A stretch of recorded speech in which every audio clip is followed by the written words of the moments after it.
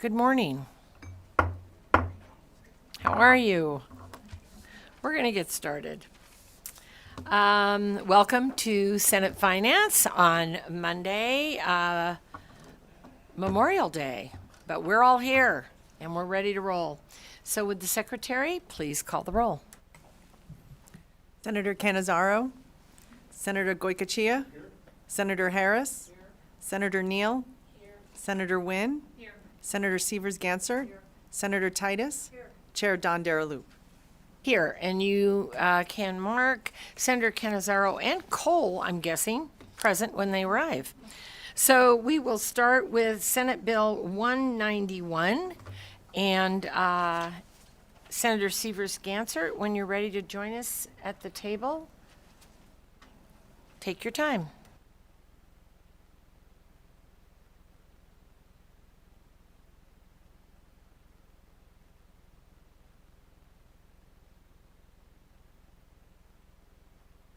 Good morning, Madam Chair and members of the committee. For the record, my name is Heidi Severs-Gansert.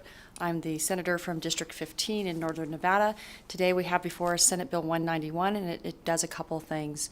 The first thing it does is it expands Medicaid coverage to those individuals with autism until they reach the age of 27. And right now, if you have children, you'll know that you can keep them on your health insurance until they're 27 years old, and they go off that month.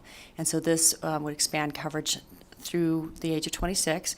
The other thing that it does is it changes a fee, and the reason it changes a fee, if you look at the initial license as a behavioral analyst, there's a typo. It was $25, and what happened is we created a board in 2017 specifically for behavioral analysts, but because they'd never had a board, Aging and Disability Services ran the board. So they were operating it and accepting the fees and doing all the paperwork and everything. And about a year and a half ago, after last session, we turned over that authority to this new board, and they started operating it themselves. And when they operated it themselves, they realized that that was incorrect. It shouldn't have been $25.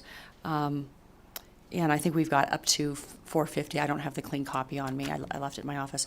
Up to $450 to be able to charge for that. And when you think about the process you go through when you have an initial license, it's more work, you know. So that's why that was a change. And again, it wasn't caught because Aging and Disability Services were really generous in their time to cover the activities of the board until last legislative session, or maybe it was last legislative session. That's what I have for you today. Thank you. Thank you, Senator. I'm sorry. I see them for more than $25 for the issuance. What was the change in price on that? It's up to, I should say up to $450. There was an amendment to it. Okay. That's already gone through. It's already gone. It's in reprint. Okay, I've got that then. Yeah, it's in okay. I reprint just wanted to one. make sure I had the Yes. same one. Yes. And thank you for bringing this bill. Any questions for the senator? Senator Titus. Thank you, Madam Chair. And although I appreciate the sponsor of this bill and recognizing that the $25 fee was not adequate, I voted no in committee on this, not because of the policy, but because of that fee was pretty dramatic. And just wondering for clarification, I just renewed my medical license, and it's biennial, and it was $800 to do that. So basically $400 a year or $800 every other year to renew my license. For these folks, I just felt that it was an exorbitant fee to go to that amount of money, and wondering if it's annual or biannual. So this is for the initial license. They can't do it for $25. That's what it was. I understand. And so that's why it was changed.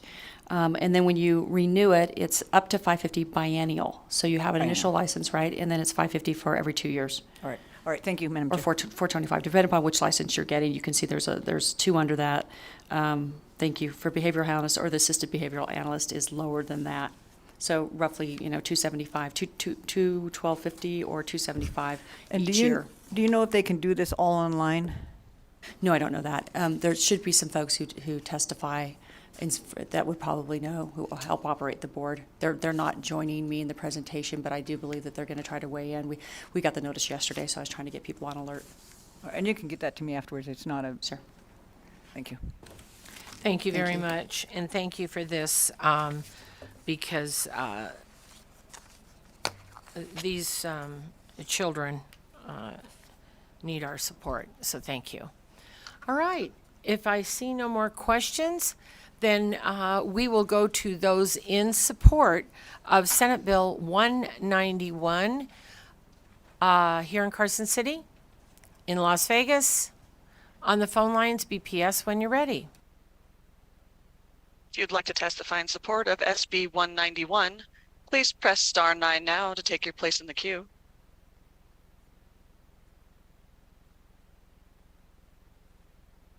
Good morning, Madam Chair, members of the committee. Stephen Cohen for the record. Stephen with a V. Cohen is in the Assemblywoman. Ditto. Thank you, and I yield. Thank you very much. Anybody else on the line, BPS?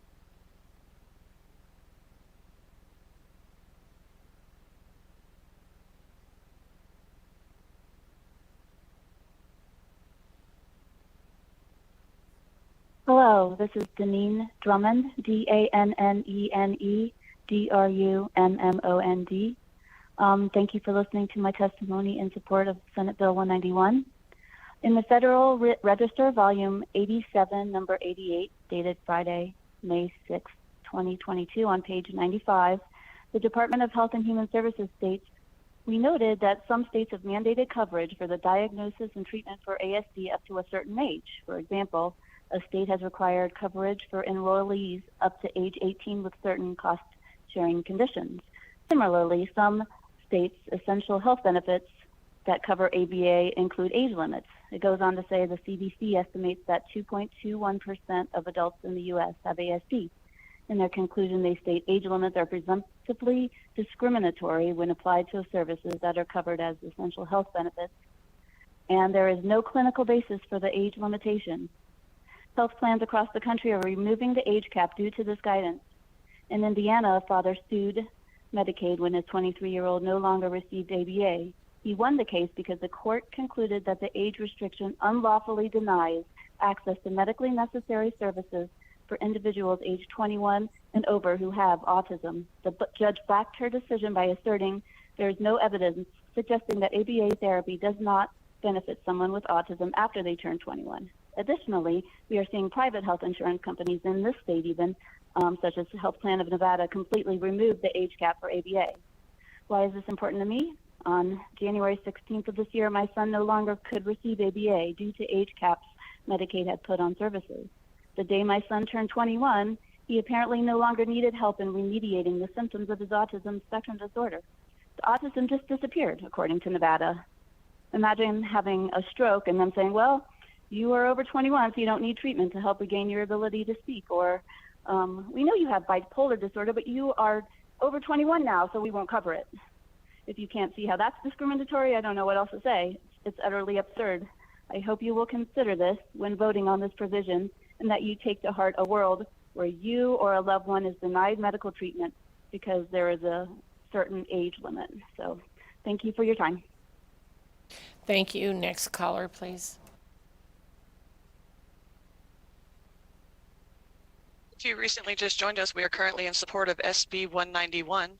If you'd like to testify in support, please press star 9 now to take your place in the queue.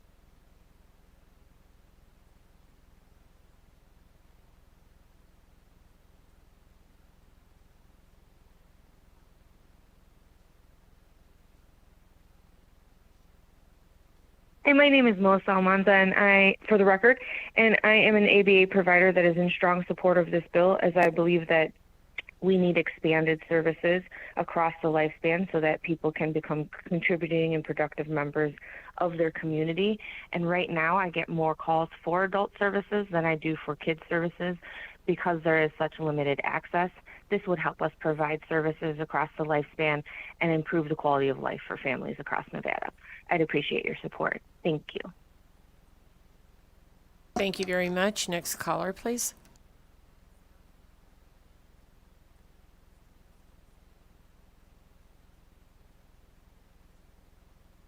Good morning. My name is Jennifer Thomas. I am an ABA provider, and we service rural Nevada. And I wanted to speak in support of this bill, and I hope that you will join me in support of this bill. We have a lot of clients who age out of the system when they turn 19, and unfortunately in the rural areas, there just is not the support that they need outside of a few limited providers, and we are struggling with how to help families once their child turns 19 because the symptoms of autism are just not disappearing magically.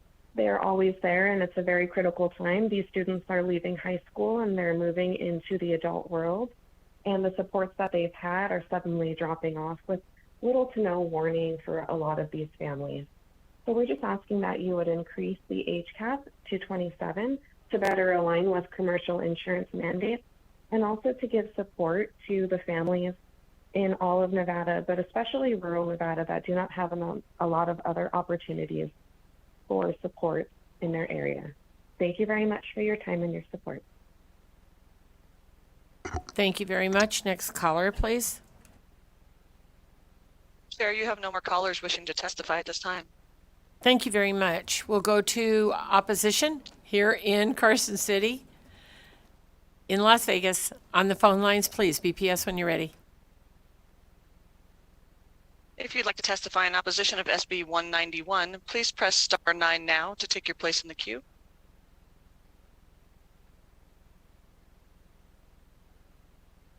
Chair, you have no callers wishing to testify at this time. Thank you very much, and we'll go to neutral here in Carson City. In Las Vegas, on the phone lines, please. If you'd like to testify neutral on SB 191, please press star 9 now to take your place in the queue.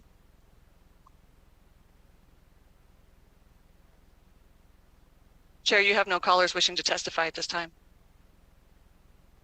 Thank you very much. And Senator Ganser, would you just really quick confirm those medical service costs in this particular bill? I just wanted to make sure we had them right. You know what, I don't have those, for the record, That's all Heidi right. Severs Ganser. Maybe Wayne could confirm Okay. those. Thank you. Yes, I just wanted to make sure we had them right. Wayne Thorley for the record, LCB Fiscal Analysis Division.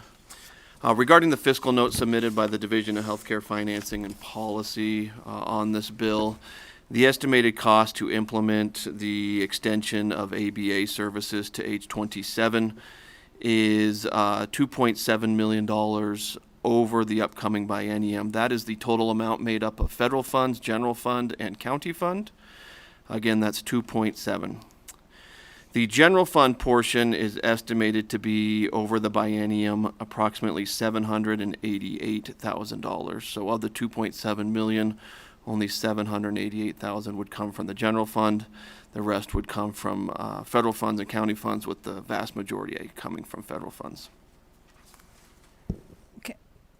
Thank you. Can I ask a question of Wayne on that one? Is there any fee offset with those costs?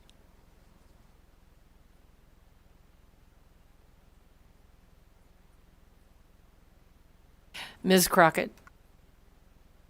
Kathy Crockett, Fiscal Analysis Division. Medicaid does not charge fees, so there would be no fee offset. No, but the state charges a fee for the licensure that then goes into the general fund, does it not?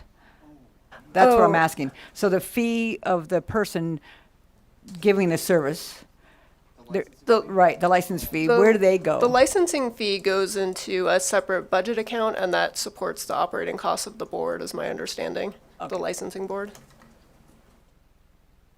Thank you. I just wanted to make sure we were clear on that. All right. Thank you very much, Senator Ganser. Go ahead. Thank you for the record, Heidi Severs Ganser, Senator from District 15. I just want to thank you for the consideration today. And the person who could have answered the question, which I can't remember what the question was, I can get that to you later. But I appreciate your support on this. For these, it's not that much money, and there's quite a few young adults who could use the services. Thank you. I agree, and I think we need to support the autism community, so thank you very much. All right, with that, I will close the hearing on Senate Bill 191, and I will open the hearing on Senate Bill 225.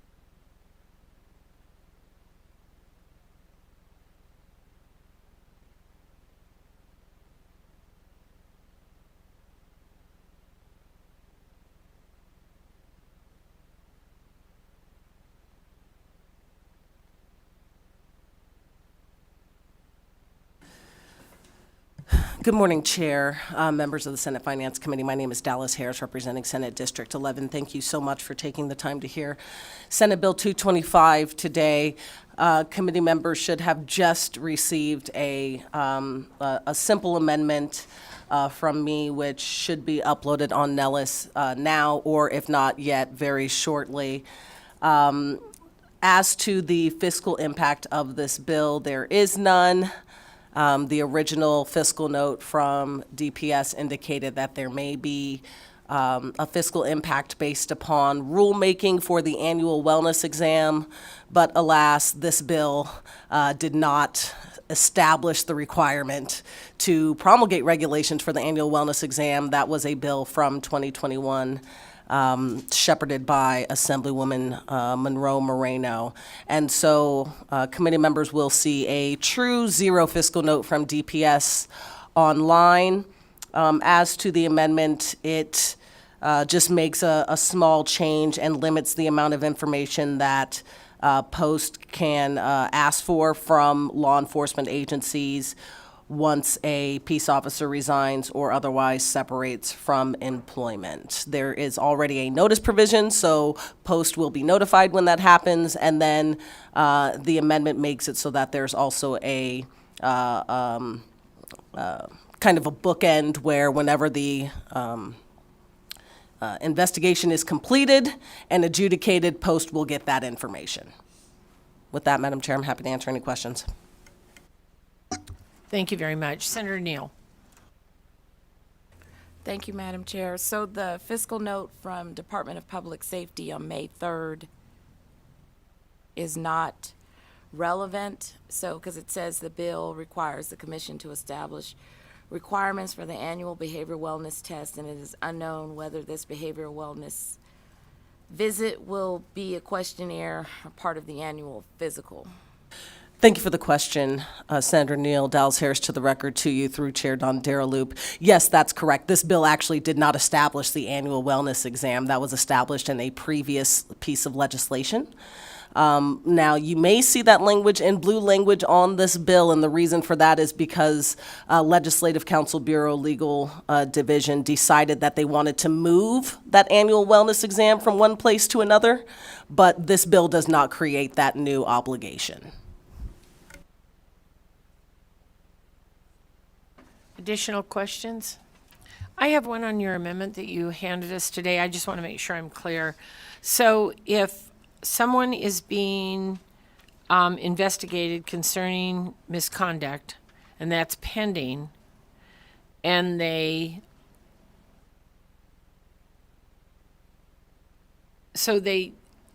quit, what happens?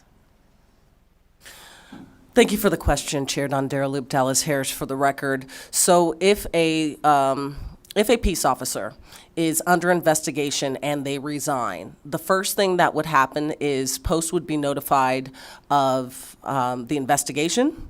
Post would then be notified of the resignation. And then once the investigation is complete, Post would then be notified of the final results of that investigation. So there's some follow through. Thank you. That's what I was trying to correct. do. Thank you so much. All right. With that, any additional questions by the committee? All right. Seeing none, thank you very much. We'll go to those in support of Senate Bill 225 in Las Vegas. On the phone lines, please. Chair, your public line is open and working. You have no callers at this time. Thank you very much. We'll go to those in opposition of Senate Bill 225 here in Carson City, in Las Vegas. On the phone lines, please. Your public line is open and working. You have no callers at this time.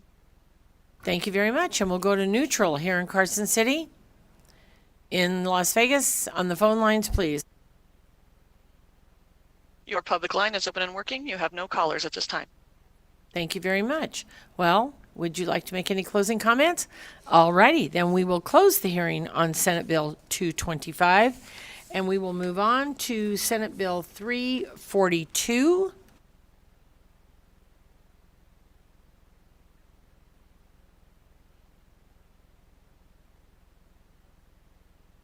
And Senator Goicoechea, please go ahead when you are ready.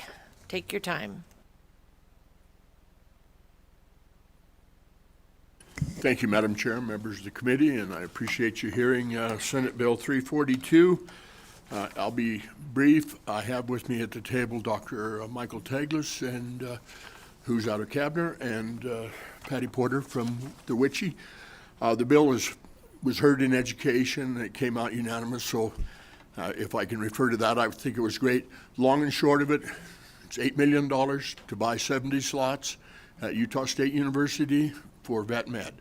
And the reason it's actually called, we say 70 slots, but it's actually 100, but of course it takes 4 years to get through the graduate program, so those first 30 are dropped off. It actually will be 70 vet med slots. Now, the original proposal from Utah State was would have created 100 vets, but it was going to cost us more money. My conversation as we were in education, I said, you know, sometimes maybe because it is a contract, maybe a little shorter. Let's make sure it's going to work. Bottom line is Utah State University is building a vet med school.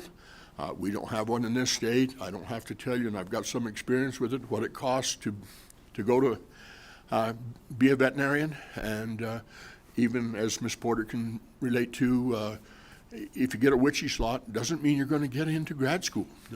It's very limited. It's very hard to get in. It's very expensive. We all know students that have wanted to be veterinarians and ultimately couldn't afford to get there. I know we've got Ms. Sheila Bray down south. She can testify to the vet shortage. Clearly, since the pandemic, the number of companion animals, Nevada is one of the worst as far as the shortage of veterinarians. You know, most of the food animal vets we've got in Nevada are baby boomers. They're 60 years and up. They're getting ready to retire. We've got some great vets that have come out of the state of Nevada. You know, Wyatt Winchell down south there, Kilpatrick, that's Idaho Equine, you know, and not to mention some of them that are, you know, Dr. Spratling, who actually went to Utah State University. We were classmates there at one point. But again, it's really tough to get into it. The reason Dr. Taglis and I entered into negotiations or had this conversation with Utah State early this spring was we both sit on the Witchy Vet Med Advisory Program, which is, I believe, 9 western states, 10, whatever it is. There's a bunch of us. We meet annually and see if we can figure out, you know, where we're headed in the world of veterinary medicine. So it was natural over the last 10 years we've been there. Utah State is building a new veterinary med school, and they came to us and said, hey, would you guys help us along with this? And we'll give you 100 slots guaranteed. The savings in it is the students go in at paying in-state tuition. I don't have to tell you that would be, for that student, at least $30,000 a year in climbing. If you go to some of these other schools, it's well beyond that. You know, you go to be a veterinarian, you come out of there with $250,000 in debt. So we've got the $8 million in the bill, and then there's an additional $80,000 roughly a year to help Witchy offset it. They will be the ones that administer the contract, and there is an advisory board that has 2 vets on it, but Witchy will actually go in and screen these 10 students, and that's the long and the short of it. I don't want to be the one making the selection, or you. I do want to point out that this is statewide. I've been assured that you can get the prerequisites at UNLV or Nevada State University to qualify to go to vet school. This isn't just a UNR specific program. But the thing is, if you accept it, you've got to come back and do a year's service for every year you take in the program. So I look at it as we've got 70 slots, and you times that by 4, you know, that's 280 years of a veterinarian working in this state. It should help us. With that, I try to be brief and fast, but again, I've got Dr. Taglis and Ms. Porter from Witchy, as well as Ms. Bray down south, to answer the real technical stuff. Thank you. Thank you very much, Senator. Why Utah? Is it because we know there are other surrounding states with veterinarian schools, and can I choose to use this to go to one of those other schools? Thank you. Senator Goycochea for the record, and I forgot to do that when I started this, but that's who's been talking all this time. I appreciate that. Well, Utah is building the vet med school. I understand that Nevada had a similar arrangement with UC Davis in 1958. But again, Colorado State and Oregon State at Corvallis, they're not looking for that. They would just as soon charge us, which they are doing, the WICHE, and they accept so many out-of-state students, but you pay the freight. Utah is looking, I think, for a little support in bringing their new program, their new school on. And I did have the numbers, and I don't know if the people with me have it, but Utah did respond. In the election hearing, there was a person that said, why don't we build our own vet school? And what does it cost? And I got an email back, and I misplaced it someplace. I don't know, maybe these guys got it. But anyway, it explained how much they were putting into it and how much additional. So this $8 million is just helping Utah State University stand their program up. And then also in this program, they are looking at as returning those students back to Nevada. I guess in my mind, and I have to qualify that with, I did go to Utah State University, so I appreciate the university and what their ag background is and, in veterinary medicine. But I think it was just they're building the school. It's an opportunity. They need a little help. And so they're offering us the 100 slots. Colorado State isn't. They've got a MAID program. They'll give us that. Well, we can't get 100 slots. We can get 4 or 5 slots at Colorado and be damn lucky to get somebody. Even if you're witchy and somebody's paying the bill, they might not take you. There's very limited getting into vet med. So what about Washington State? Because I know several veterinarians in Las Vegas that went to Washington State on the WICHE. Washington State, Senator Goycochea for the record, right now Washington State, in fact, the next WICHE board meeting will be the 14th in Pullman, so for this vet med board. But anyway, Washington State is engaged right now with Utah State, and they have what they call the 2+2, I believe. And so that's where Utah State University has been using part of Washington's expertise for the last 4 or 5 years. They're running the 2+2. Again, now when Utah stands up their own vet school, they will move away from that. Washington's great. You go to Pullman. It used to be, in the past, it was called WUI. And that was Washington, Idaho, and Oregon. So you did, you went to Pullman, you went to Corvallis, and let's see, the third leg of that, I don't remember. Idaho shared. Yeah, Idaho had their piece in Moscow. So anyway, that was the old WUI program. This is constantly in a flux as these schools trying to meet the demand for their students. But again, it is very limited. It's very difficult to get into vet school, and it's expensive. And so when they came with this, because we've had the conversation over the last 10 years and talking about how to partner and they said, hey, we're going to build a vet school, and we'll give you this slot for X amount of dollars. And as we looked at it, I think it's very costly. It's actually cheaper than what we would have to pay by doing a WICHE payment, going through the WICHE program as we get down. I'm not saying scrap WICHE because, again, we need all the slots we can get. Thank you. Thank you very much. And I was only asking a question because I was wondering why Utah wasn't in there, right, to begin with. Like why, because like I said, I know many veterinarians that went that route. And I think I even shared with you that we have a new Dr. Anna in the family who is a veterinarian. So just graduated last weekend, I think, from CSU. So I was just curious about why all of a sudden we needed not the need for the spots. We know we need veterinarians, but why they weren't already involved with that WICHE program. Again, Senator Goycochea for the record. They are like us. Utah didn't have a vet school, so they're building one. Okay, well, I'll let everybody else chime in. Senator Wynn. Thank you. I just had an opportunity to look at some of this. I know some of this is a policy question, but so it's my understanding that Utah State, they're still trying to build up their program. So the reason that people finish out at Washington State University is because that aspect of that 3rd and 4th year are not yet established there. Is that correct?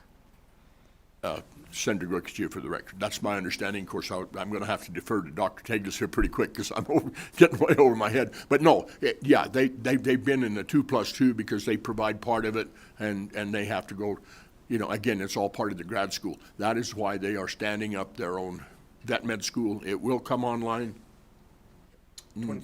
25, and from there going forward, and that's what we're headed for. So they're going to transition away from the 2+2 yeah. to a full-blown Utah vet school. And then, so are they on the process? I mean, I'm assuming they are not fully accredited at this point. I'll let Dr. Teglis.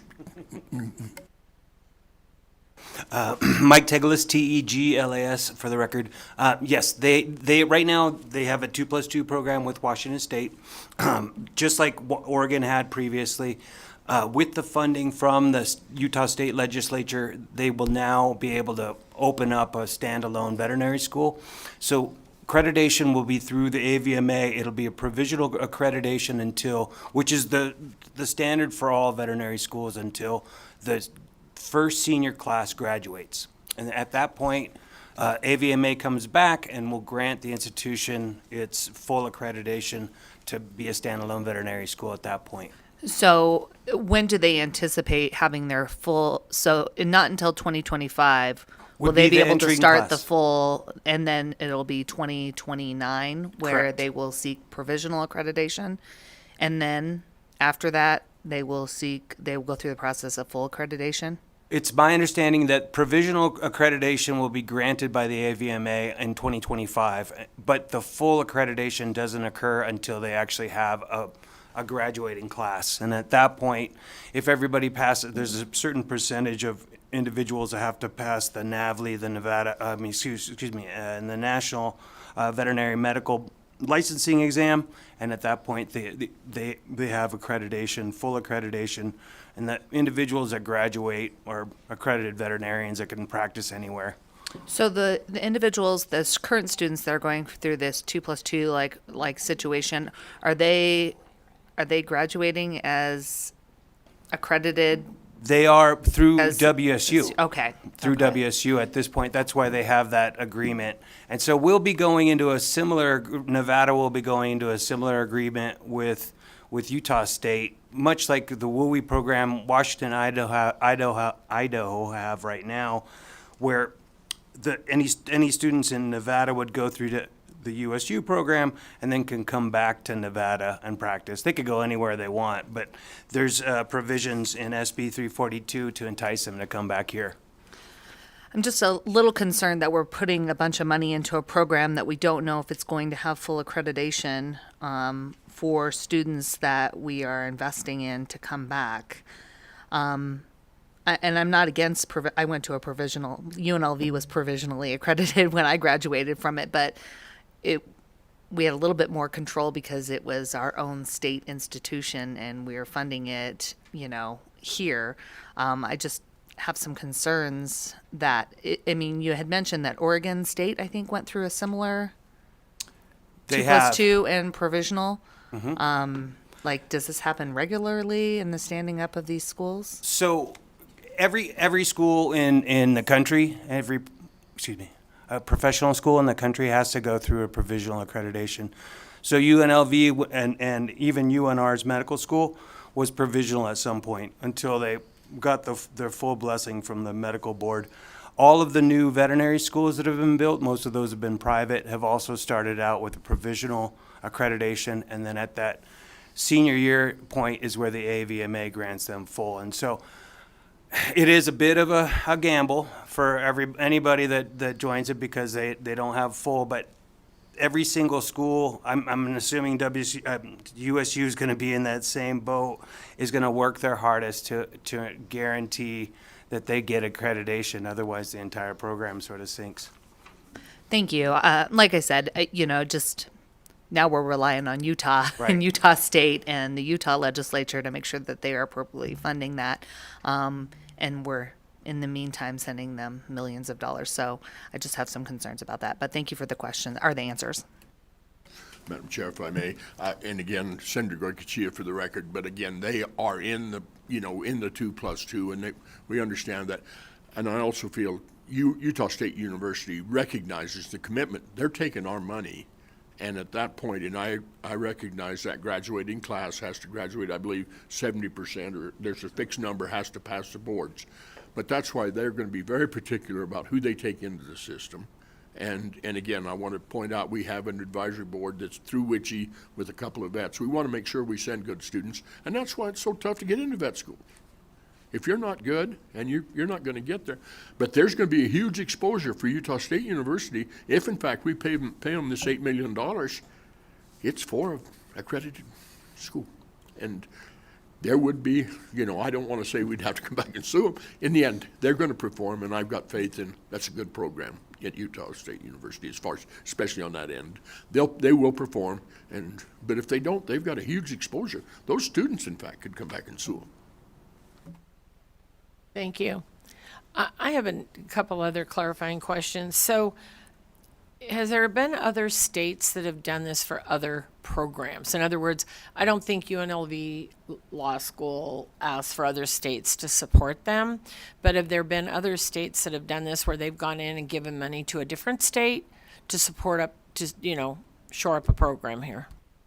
Again, Senator Goycochea for the record, and again, I kind of looked and I found it was a reference to the fact that in 1958, UC Davis and Nevada partnered in a similar way when they were standing up.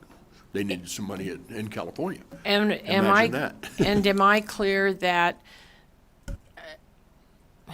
am I clear that the $8 million is to support the program, not necessarily support applicants out of Nevada? The way I interpret this, Madam Chair, it buys us 100 seats at the table, and there would be 70 grad slots. We're guaranteed that. That's really all the commitment does. So what happens if we don't have those 100 seats? Let's just say 20 kids, whatever year it is, 20 kids only want to become, everybody just I wouldn't have been a good veterinarian.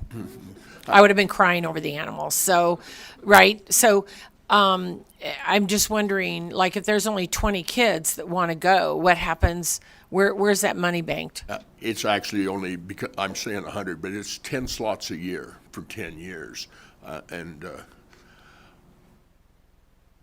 I can probably walk around Carson City and find 10 kids that would go to vet school if they had the opportunity right here in Carson, not talking to the whole state. I don't think that'll, and then maybe Ms. Porter is better qualified. How many people they have actually applied to WICHE trying to get in those handful of the 4 vet med slots we've got?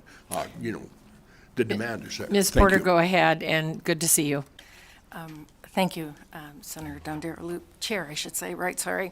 My name is Patty Porter, P-O-R-T-E-R. I'm the Director of Nevada Office of WICHE.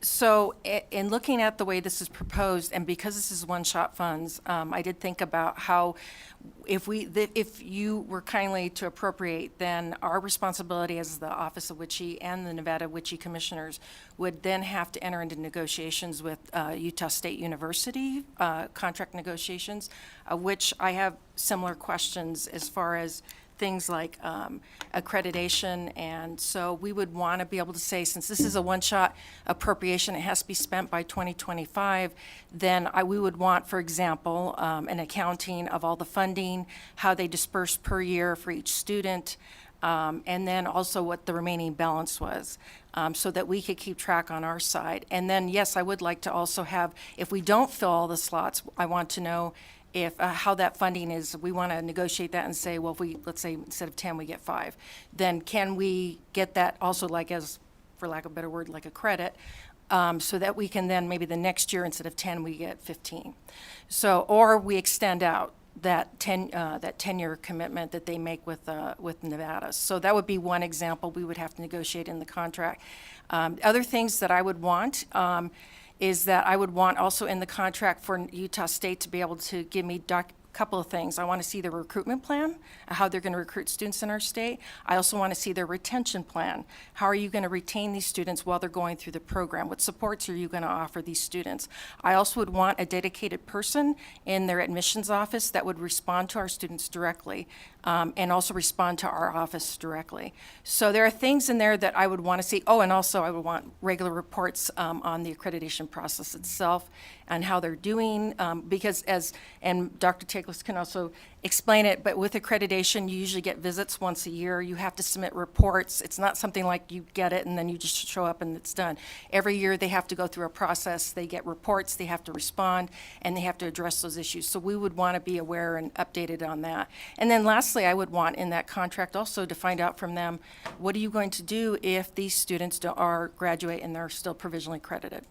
And how are you going to deal with that? Because they have to do that, as Senator Goicoechea said, with their own students. They have to come up with a plan to do that. So those would be the things that I would negotiate in the contract, and then something that I would want reports on. And then in there also, we did ask, I was asked if I had any needs, and I said, well, I need that program officer position, because I would assign this person to be dedicated to this program who would work with Utah State, because as you know, right now I'm agency of one, and I'm trying to fill another accounting tech position, but this would be helpful. The only thing I would add, though, is that in the bill right now, it only funds for 2 years.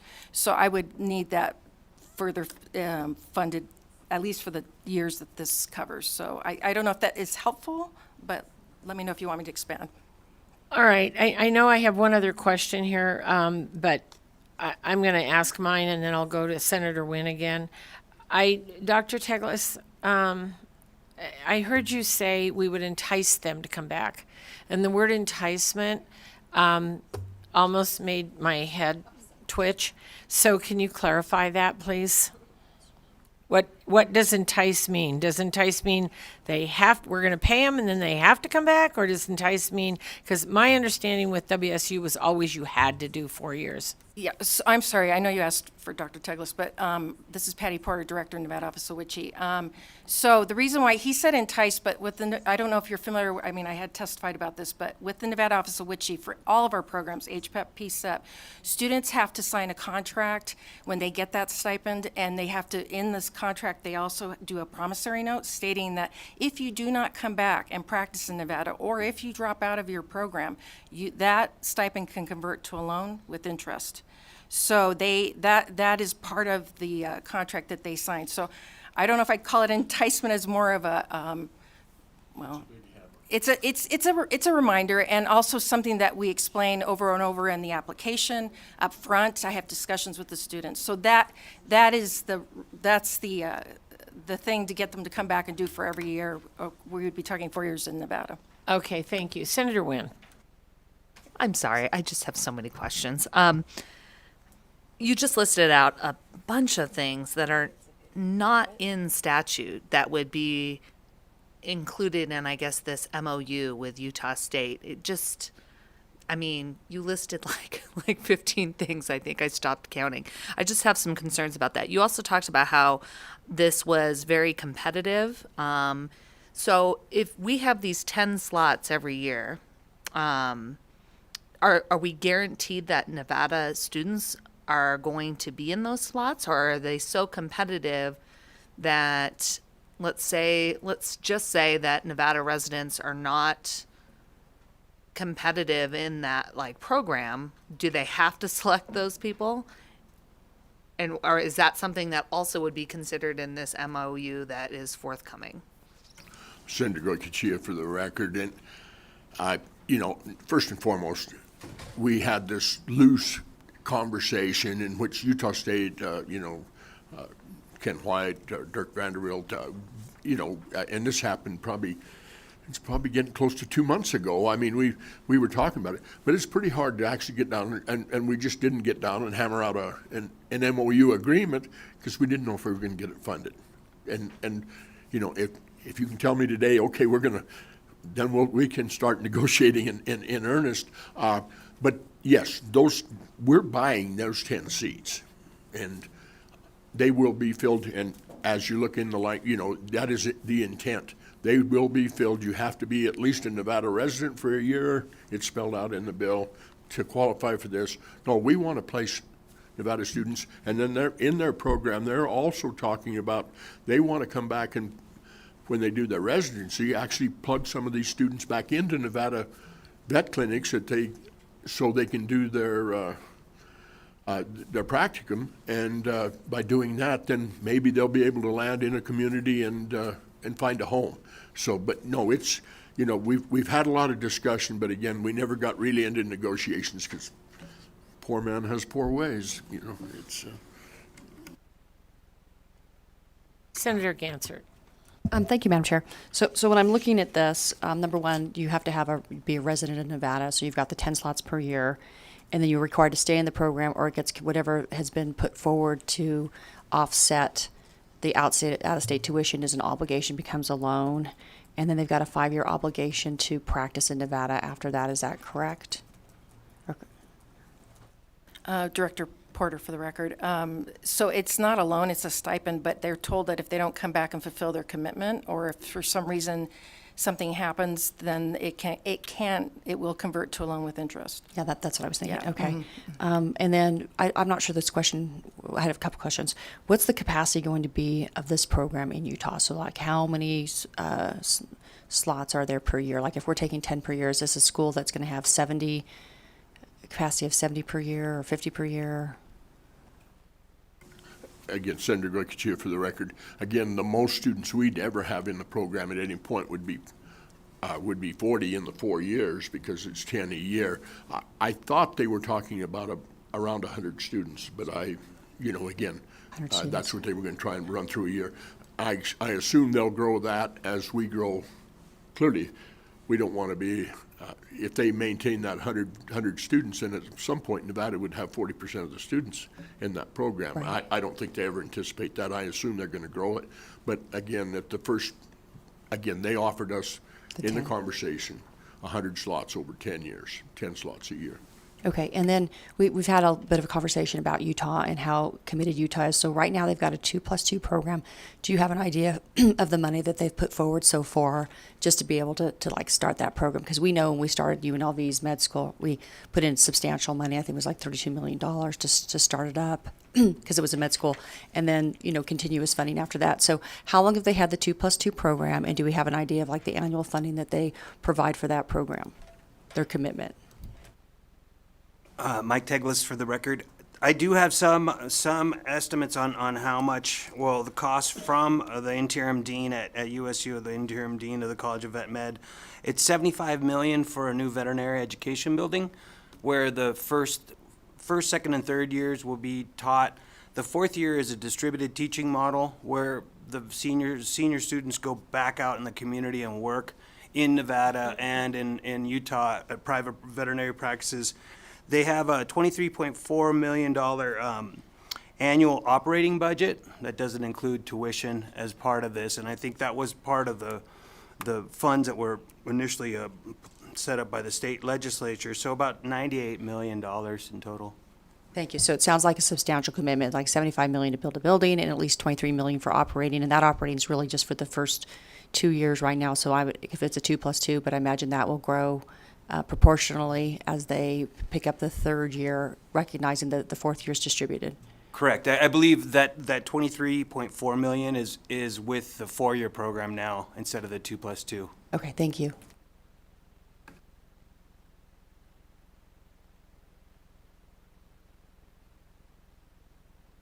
All right. Any additional questions from the committee? Senator Gansert, please go ahead. Thank you, Madam Chair. So I'm just thinking about like the cost for Nevada to do something like this. I mean, we have to remember we would have to build a building in a school and be a significant investment. When I was looking at this, it seemed like it was a pretty good deal to be able to have access for Nevada students, especially because they're going to come back and practice. And we all know when we look at medicine in particular, and actually nursing, the stats on nursing were like 90% will stay, if we've got this program with the stickiness of it. So I think having the 5-year commitment coming back is really important. So thank you. Thank you very much. And I have a clarifying question. Did we do this with any, I think I asked this earlier, but I understand that maybe in 1958 we did this with UCLA UC Davis. But have we done this with any other? Did we do this with Washington State when our students went there? Did we do this with CSU when our students went there? Have we done this with another state recently, or through other avenues, given them financial help, I guess, for slots?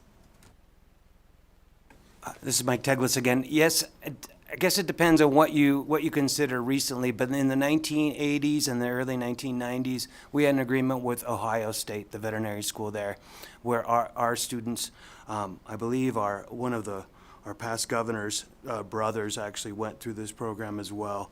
And so they had support, and then part of the obligation was to come back and work. And Senator Goicoechea for the record, and I'm sure Ms. Porter can speak to this.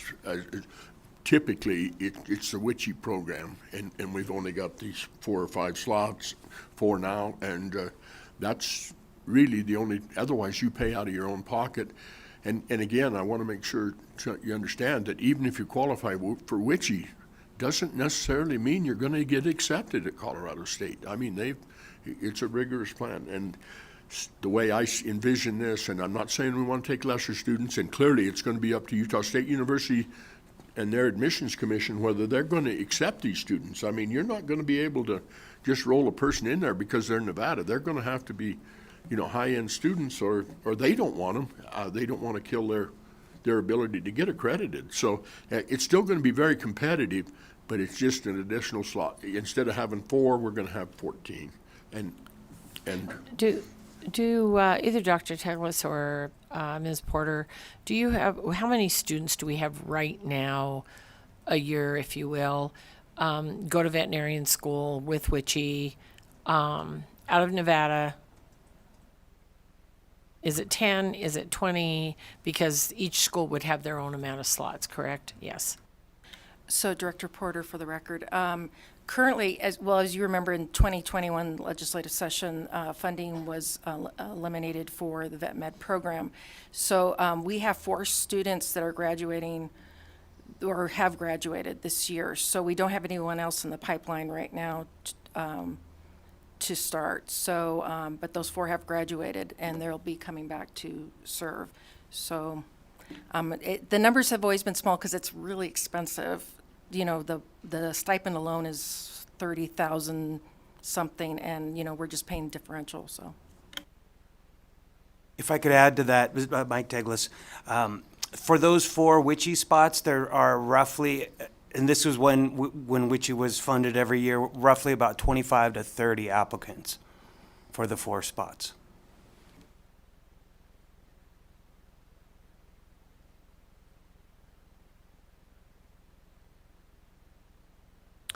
Okay, any additional questions, concerns? Senator Neal. Thank you, Madam Chair. So I like this bill, so I'm assuming that after this hearing, you're just going to tighten up whatever this MOU is so that it has some prescriptions. And I think it would be helpful to have, I didn't see any letter from the school, to give some, I guess, help to the issues where we see a letter from the school saying, we actually support this idea, we're going to honor an MOU, blah, blah, blah, right? I mean, I think that would go a long way because it looks like it's a one-sided conversation without a letter from the school saying, I see this bill, I recognize this bill, and we are committed to working with this program. I think that would just go a long way to help with Senator Goicoechea's idea, because I think the idea, he has good intentions and he of trying to remedy the attrition within veterinary medicine. Madam Chair, if I may, Senator Goicoechea for the record, and I apologize on the short notice on this bill hearing. In the Assembly Committee, in the Education Committee, actually Utah State was online, and I apologize. It's Memorial Day. I couldn't get a hold of Derek. It's okay. We're moving too fast around here, and sometimes we got to slot things where we can. Yeah, they have testified, and they are, I'm sure they would have been here. You're not on it, I know. But yeah, they clearly, again, they support they're the ones that reached out to me. It wasn't my harebrained idea to bring this along. But I think we can lock down the MOU. Again, we just never got that far because we didn't know if we were going to get it funded. This is Mike Teglis. Senator Neal, we do have a letter from the president of USU. It's just, again, I sort of found out about this yesterday at 3. I'd be happy to send it to all of you if you give me a contact information. Go ahead, Ms. Porter. Sorry, Director Porter for the record. I would say that once this bill passes, because we remain neutral in this as an agency, then I have to convene my commissioners together because as I give a report of your awesome work that you're doing right now. So then we would have to also engage our legal counsel and then start that process. So I don't think it's going to be quick, but we are definitely going to move on it and follow up and make sure that it's done right. Just one additional on that, if I may, Senator Goycochea. Now, I have been in contact with Chairman Fred Loken from the Witchy Commission, and I thought they actually came out and supported this as well. Well, all I can say is, as far as an agency, we haven't had a chance for an official Witchy Commission meeting because we're a public body and and such. So we were going to probably have something at the end of this month, hopefully. So, All right. Senator Goycochea, for the record, again, if we can get the money, it will be Witchy that will negotiate and sign and do the contract and protect the state of Nevada. It won't be me. Thank you. All right, one last question, just for clarification.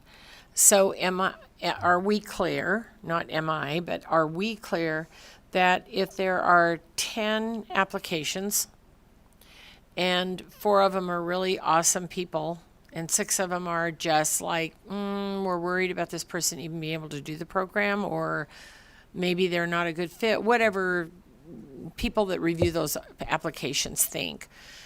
Do we take those other 6, or do we say to those other 6, we are sorry, we can't invest in you at this time? How does that work? I mean, it's a little bit like applying to different colleges, right? Some colleges accept you, some don't. But I wouldn't want to think that we were giving financial assistance to someone who may not be able to sustain the program. So Director Porter for the record. So the way the process is that we handle the stipends and the awarding of funding. Part of the requirement is that they, as Senator Sievers-Gansert had mentioned, is they have to be a Nevada resident. They also have to be accepted to a program. So part of my job as the certifying official for our state is to ensure that they meet those 2 criteria. And in that, probably in this application would probably be something separate. We might have to, with the 2 in statute, it says you're supposed to have somebody from 2 veterinarians assisting this office in selecting. Then we probably are going to have to do a rubric kind of application, and then they make recommendation to me, and then based on that we move forward. Bless you. Oh, sorry. Anyway, it's okay. We're all friends. Okay. So. As far as moving as far as selecting, and the Witchy commissioners have given me the authority to make that final selection. So anybody that we accept has already been accepted by their program. Thank you. That's good clarifying information. Okay, bless you to whoever's sneezing. And with that, I think I can ask you to step back, and we will go to support for Senate Bill 342. Please come forward. Good morning, Madam Chair. For the record, Danny Thompson, representing the Nevada Veterinarian Association. Happy Memorial Day. We are in full support of this bill and want to thank Senator Goycochea for bringing it forward, and we hope you all can do the same. Thank you. Morning, Madam Chair, members of the committee. Alejandro Rodriguez, Nevada System of Higher Education, and she's in strong support of this bill. We'd like to thank Senator Goycochea for bringing forward this measure that provides more opportunities for our students. Thank you. Good morning, Chair Dondera Loop and committee members. My name is Rebecca Goff, and I'm the Nevada State Director for the Humane Society of the United States. On behalf of our Nevada members and the Humane Society Veterinary Medical Association, I'm here today in strong support of SB 342. Before I had this role, I spent most of my adult life working in veterinary medicine, the last 10 years right here in Nevada. I can tell you firsthand that the biggest crisis facing pets in this state is a lack of access to veterinary care, partially driven by the historic staffing crisis the industry is facing. There's simply not enough vets here to see all the pets in our urban areas, and in many of our rural communities, there are no vets at all. This problem is compounded by the well-documented mental health crisis the veterinary community faces, which only got worse during the pandemic. National statistics from the CDC show that 1 in every 6 veterinarians has considered suicide, with up to 2.4%, they're 2.4 times more likely to die by suicide than the general population. Compassion fatigue and burnout have led to many vets that I have personally worked with over the years to leave practicing medicine or the industry altogether. Adding to the mental health crisis is the extreme financial burden of attending vet school. If you're lucky enough to get into and graduate from one of the only 32 schools in this country, the average vet student leaves with about $200,000 in student debt, not including any debt from their undergrad. Since Nevada has no vet school yet, Nevadans are forced to attend out-of-state schools and pay even higher out-of-state tuitions. Vets can often expect to be paying off this debt their entire careers, and this impacts their decision to practice in rural areas or for shelters or nonprofits where salaries may be lower. By expanding the ability to provide assistance to Nevada vets and future vets, SB 342 would help address the veterinary crisis, support veterinary professionals, and provide better access to veterinary care for Nevada families in need. We urge your strong support of this important legislation, and we thank Senator Goicoechea for bringing this issue forward. Thank you. Chair, members of the committee, for the record, my name is Doug Busselman. I'm the Executive Vice President of Nevada Farm Bureau, and we are here today to speak in support of SB 342. Thank you. Kent Irvin, Nevada Faculty Alliance. Although we are loath to send our students out of state, this is a cost-effective way to build our veterinary medicine in the state. And I can testify that the queen of our household, a Siberian forest cat, has a hard time getting into the vet. Thank you very much. All right, with that, we'll go down to Las Vegas. Good morning, Ms. Bray. Please go ahead. Thank you, Madam Chair and members of the committee. Sheila Bray from the University of Nevada, Reno. Thank you for hearing this bill this morning, and I just want to give a large thanks to Senator Goicoechea for bringing forth this issue. We want to express our support for this. We know that WICHE has a proven method and record for allowing our students a pathway to veterinary education is just not enough at this point. And so we also know this is a very unique situation, and just encourage your support for us to bring forth this opportunity for our students and for our state. Thank you. Thank you very much. And we'll go to the phone lines. BPS, when you're ready. Your public line is open and working. You have no callers at this time. Thank you very much. We'll go to opposition here in Carson City, Las Vegas, and on the phone lines, BPS, when you're ready. Your public line is open and working. There are no callers at this time. Thank you very much. We'll go to neutral here in Carson City, Las Vegas, and on the phone lines, BPS. Thank you, Chair. You have no callers at this time. Thank you very much. And with that, closing comment, Senator? Thank you, Madam Chair. Senator Goicoechea, for the record. You know, because we do have this MOU in place, maybe, and one of the senators suggested, and time frame is going to be short, we want to have this in place by 25. Maybe we amend the bill that says IFC approves the MOU or contract. Yes, thank you very much. All right, we will continue the conversation. Thank you all for being, Ms. Porter, Dr. Teglis, and Senator for being here today. We all have pets, so we get it. So with that, I'll close the hearing on Senate Bill 342 and open the hearing on Senate Bill 413.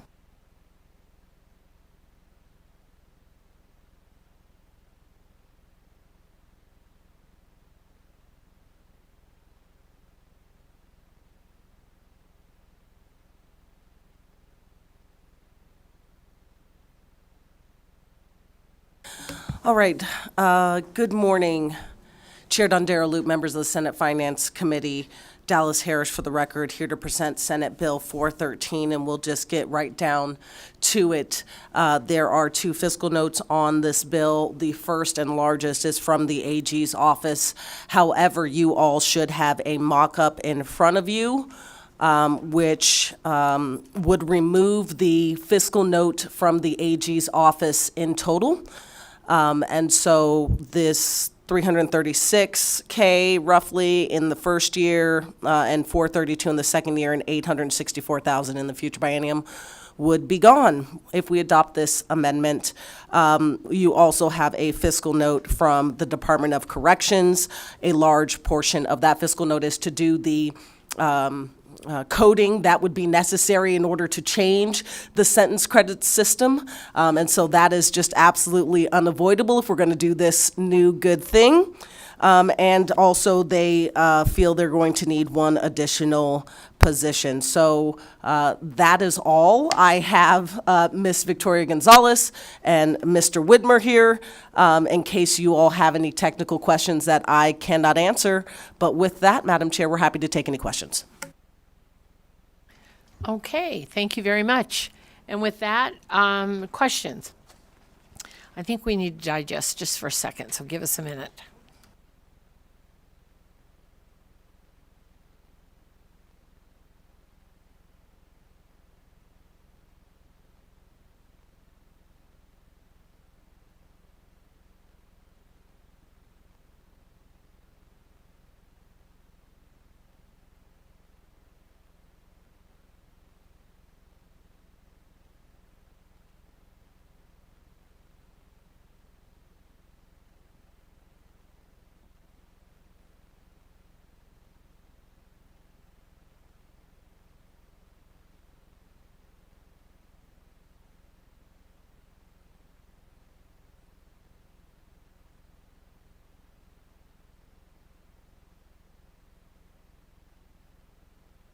So I see that in section 10.5, the reference to Department of Corrections doing the report to IFC and the progress in programming the computer and the department. And I also see that they will be sharing this information with the Attorney General. Can the Department of Corrections just address like maybe how this might happen, or if there will be any reason that they can't complete this in the appointed time?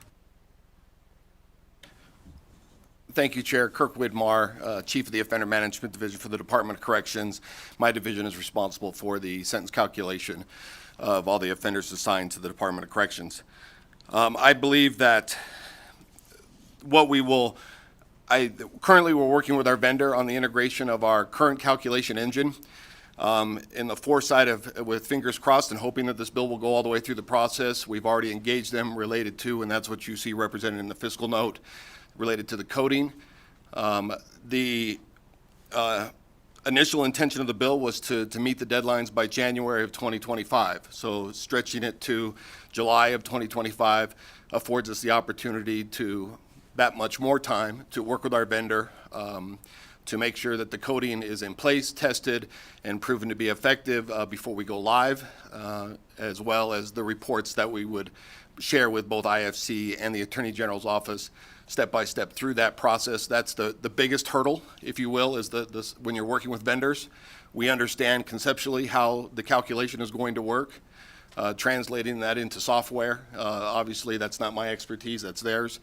So we're working very closely with our vendor, and those processes have already started because we're currently moving our calculation engine into the Nevada Offender Tracking Information System with funding that we received from previous sessions.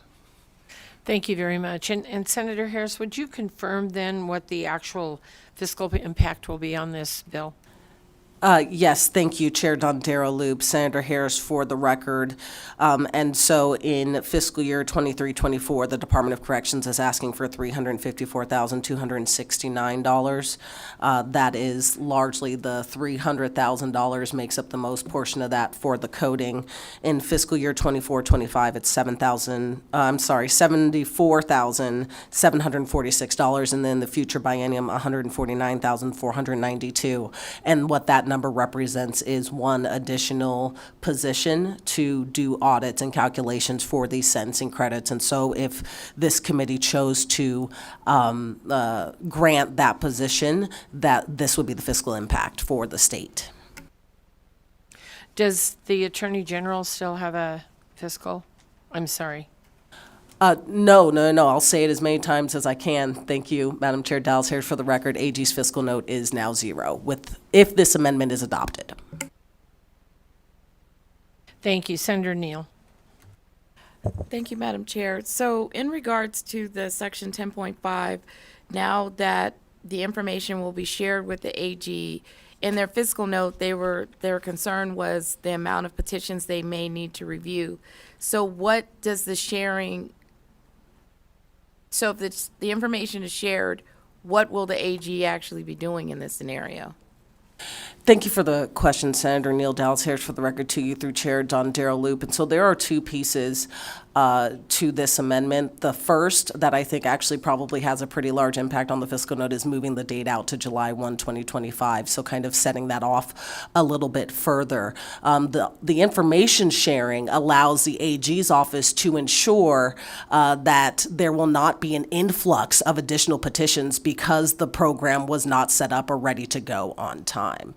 And so the AG will have an opportunity to review, to make sure the project is going along as it should, to provide feedback to the Department of Corrections, so that increase in caseload, that potential increase in caseload that you see in their original fiscal note is less likely to happen.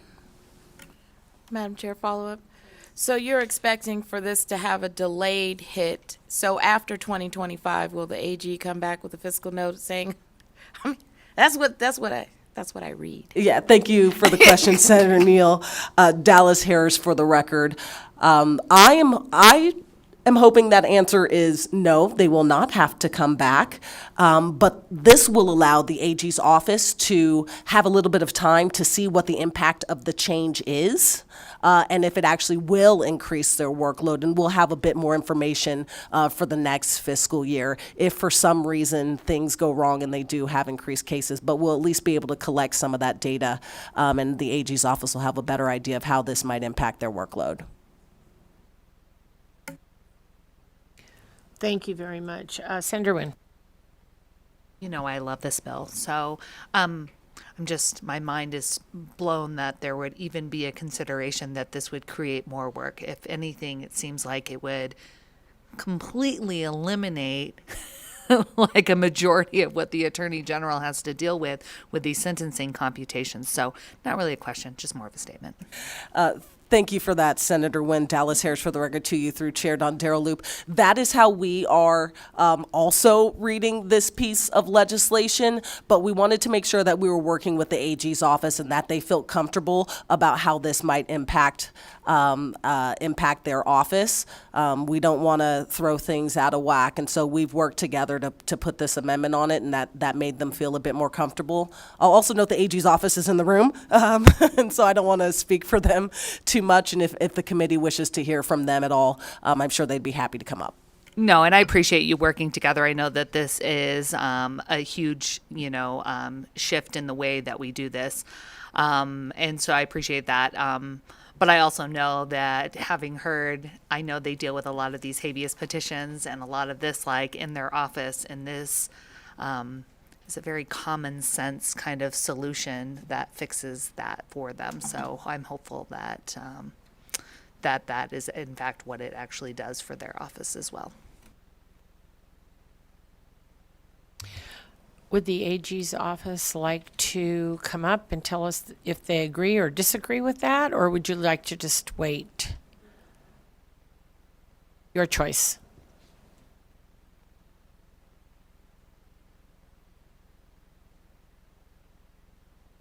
Thank you so much. For the record, Teresa Benitez Thompson, Chief of Staff to Attorney General Ford. I'm here, I guess, to defend our honor through the chair, Senator Don Darrell Loop. I think more to Senator Wynn's point.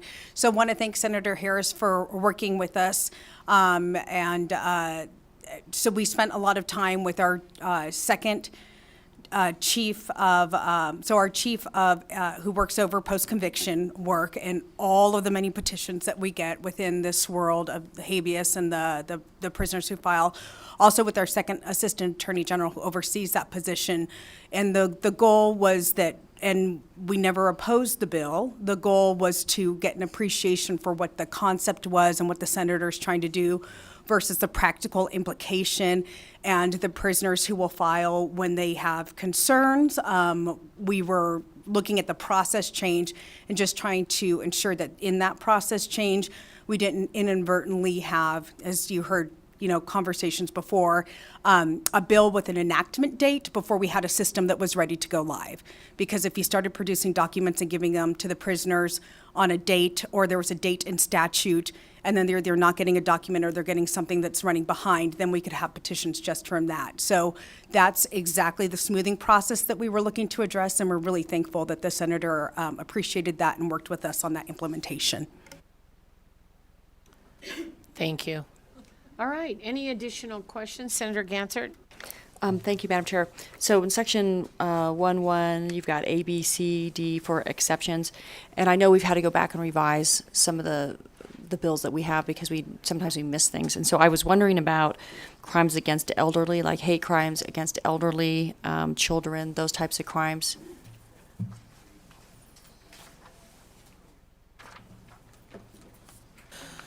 So, thank you, Senator Severs-Gansert. Dallas Harris for the record to you through Chair Don Darrow Loop. What you are looking at in the exemptions that are listed under Section 1, subsection 1 are existing exemptions. These are folks that currently are not allowed to, the current sentencing credit system does not apply to this group of folks. And so we are kind of almost copying and pasting and allowing this new system to similarly not apply to this group of folks. Does that make sense? Thank you for that response. And so given that, prospectively, I'm just wondering if we should be adding like elderly and hate crimes and some of the other things that we tend to add for exemptions, and children. Thank you for exploitation of children. Thank you for the question, Senator Severs-Gansert. Dallas Harris for the record to you through Chair Don Darrow Loop.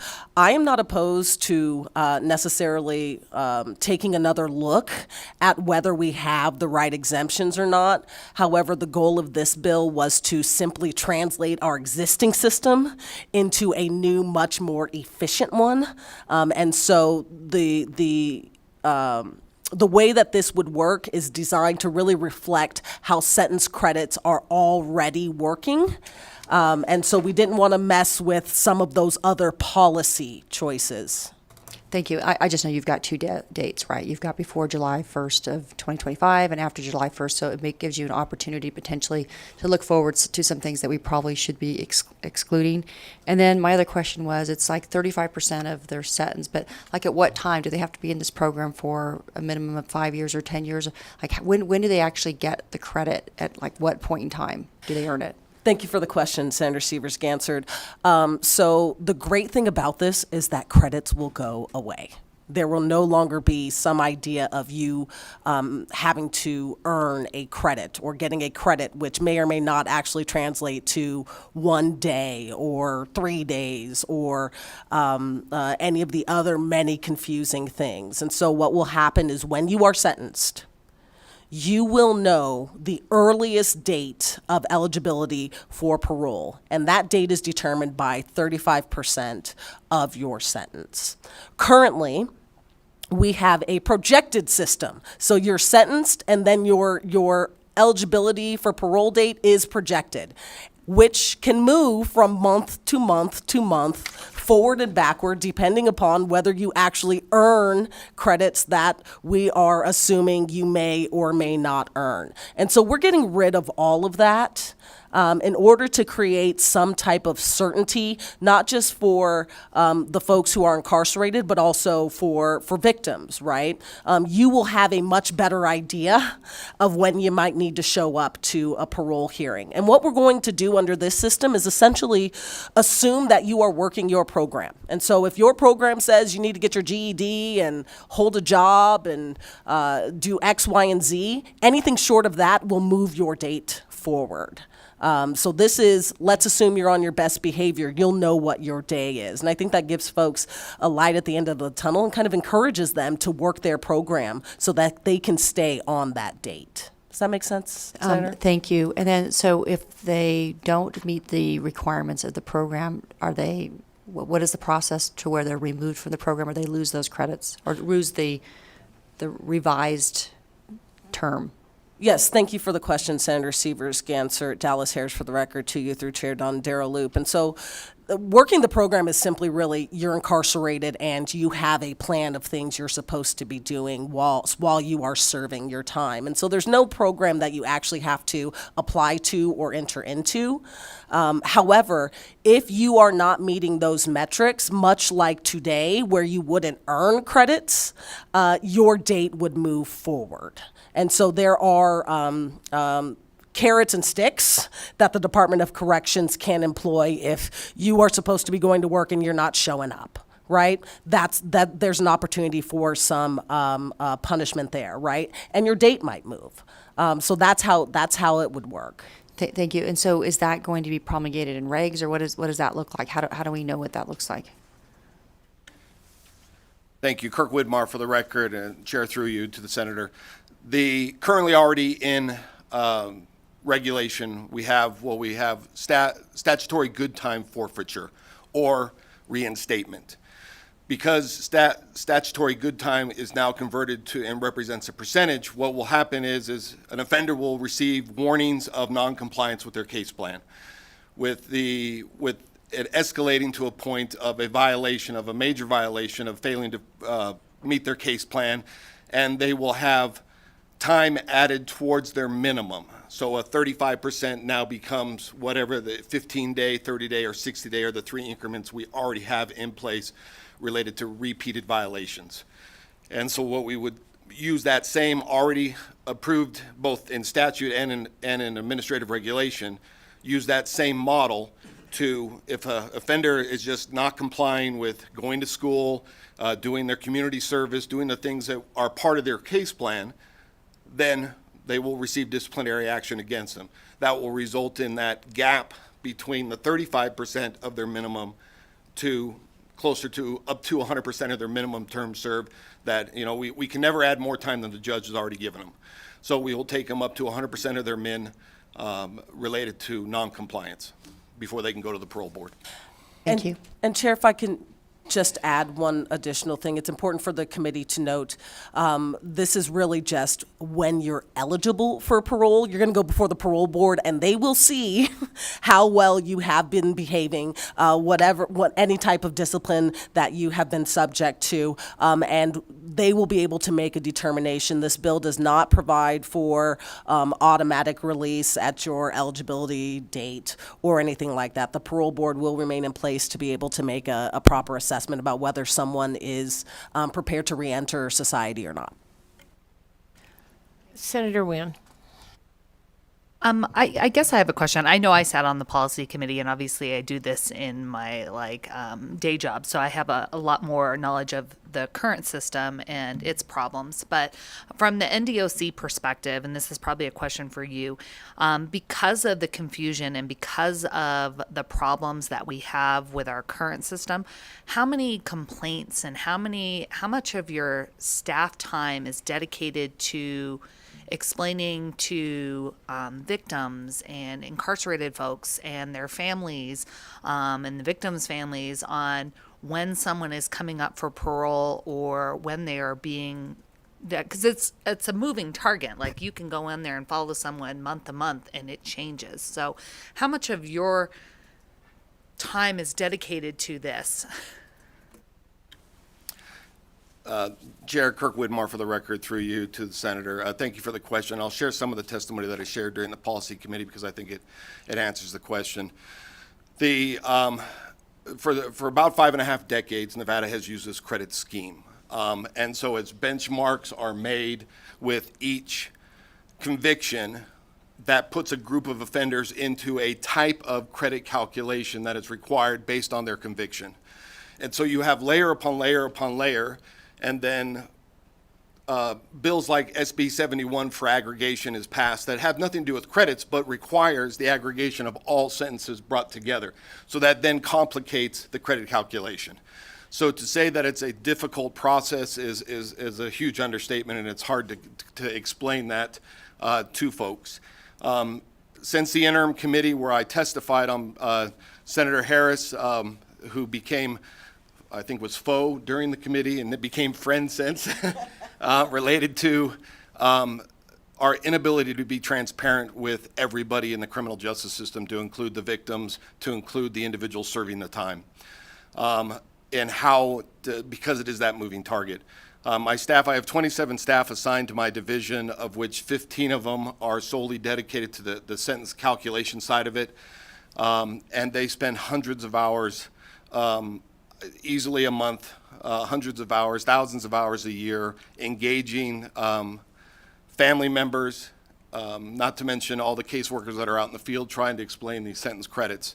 It is a very difficult process because it is always that moving target, and it's always, because it is our current practice, every session we come around, and whatever the policy desire of a committee is, the answer has been credits, to continue to add more credits onto this system. And it's brought us to a brink of great concern in being able to be transparent in what we're doing. It's an extremely difficult process.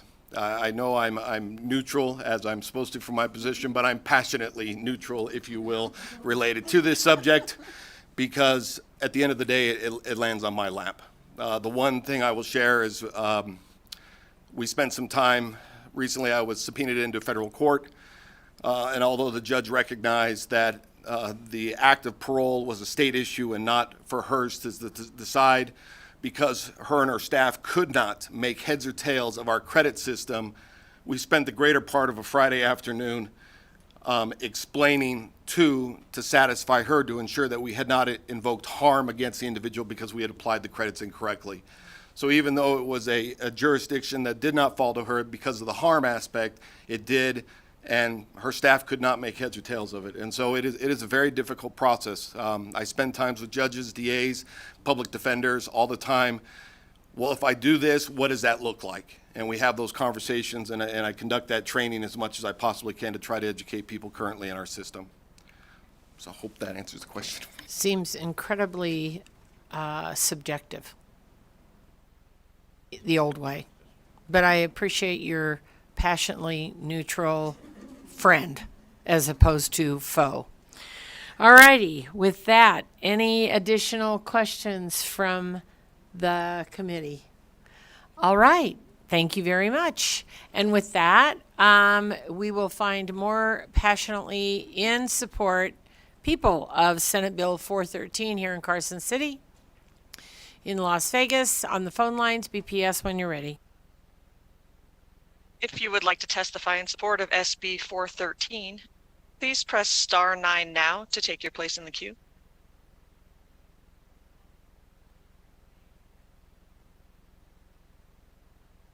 Chair, you have no callers wishing to testify at this time.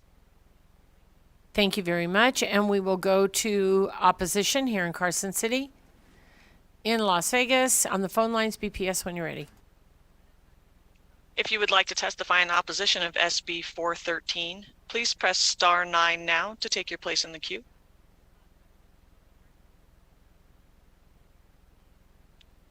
Chair, you have no callers wishing to testify at this time. Thank you very much. And we will go to neutral here in Carson City, in Las Vegas, on the phone lines, BPS when you're ready. If you would like to testify neutral on SB 413, please press star 9 now to take your place in the queue.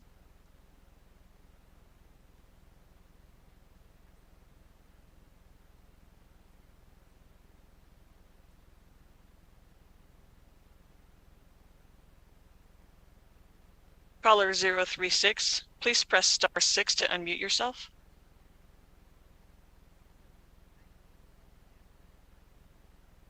Hi, my name is Ashley Gaddis, and I'm actually in support of this bill. I have been formerly incarcerated at Florence McClure, and I'd just like to briefly say that there's nothing more defeating than being incarcerated and not knowing when you'll be released, and not knowing that, you could lose a great deal of days by just missing work 1 or 2 days. And right now, with the lack of work and programming, offenders are not able to maintain their release date. So I appreciate the intent and effort in this bill, and I look forward to the implementation. However, it's a little disappointing that it might not be ready until 2025, because from today until then, there will continue to be a loss of days because there are just not enough jobs and programs for offenders to maintain their projected release date. And I'm in support of this bill. Thank you very much for calling in. Next caller, please. You have no more callers wishing to testify at this time. Thank you very much. Any closing comments? Senator Harris.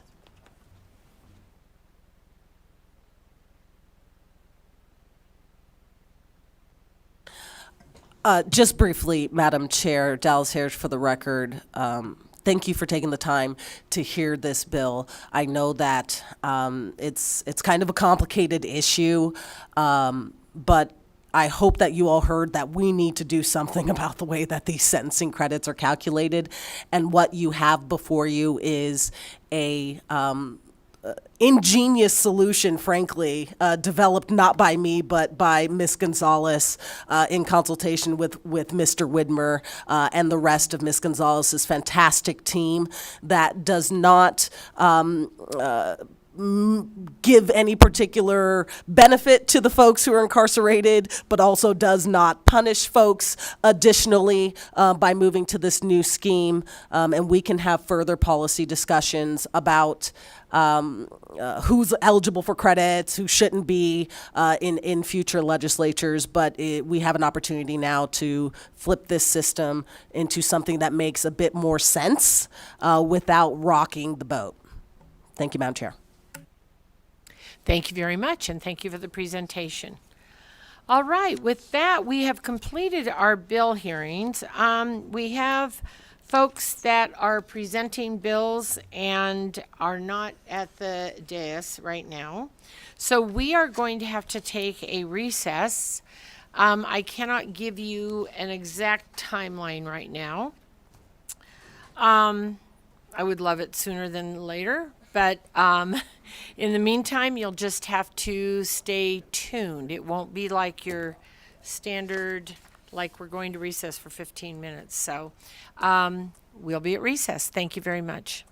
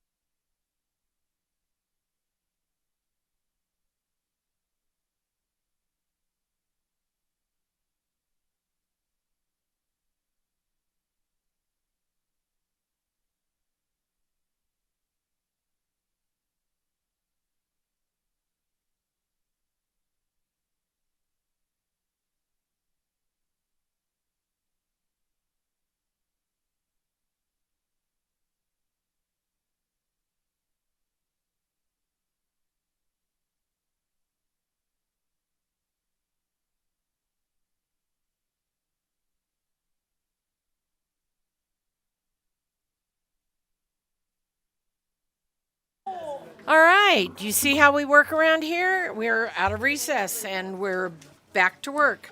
All right, we will go to the work session and we will start with Senate Bill 72. Mr. Thorley, go ahead when you're ready. Thank you, Madam Chair. Wayne Thorley for the record, LCB Fiscal Analysis Division. Senate Bill 72 was presented in this committee on May 26 by Senator Lang. It directs the Joint Interim Standing Committee on Education to conduct 5 separate studies on topics listed in the bill over the 2023-24 interim.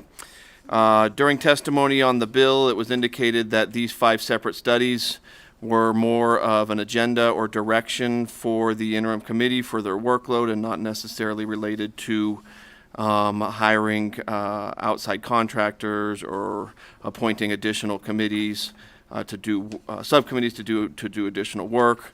It was indicated there would be no fiscal impact as a result of this bill. There was no testimony in support, opposition, or neutral. There were no amendments. If the committee wishes to move this bill, an appropriate action would be to do pass. All right, any discussion? So moved by Senator Canizaro, second by Senator Wynn. Any discussion on the motion? All those in favor say aye. Aye. All those opposed say nay. You may also.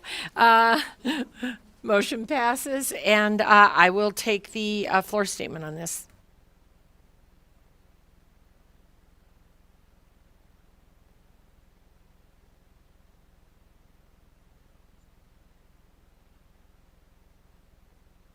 Go ahead when you're ready.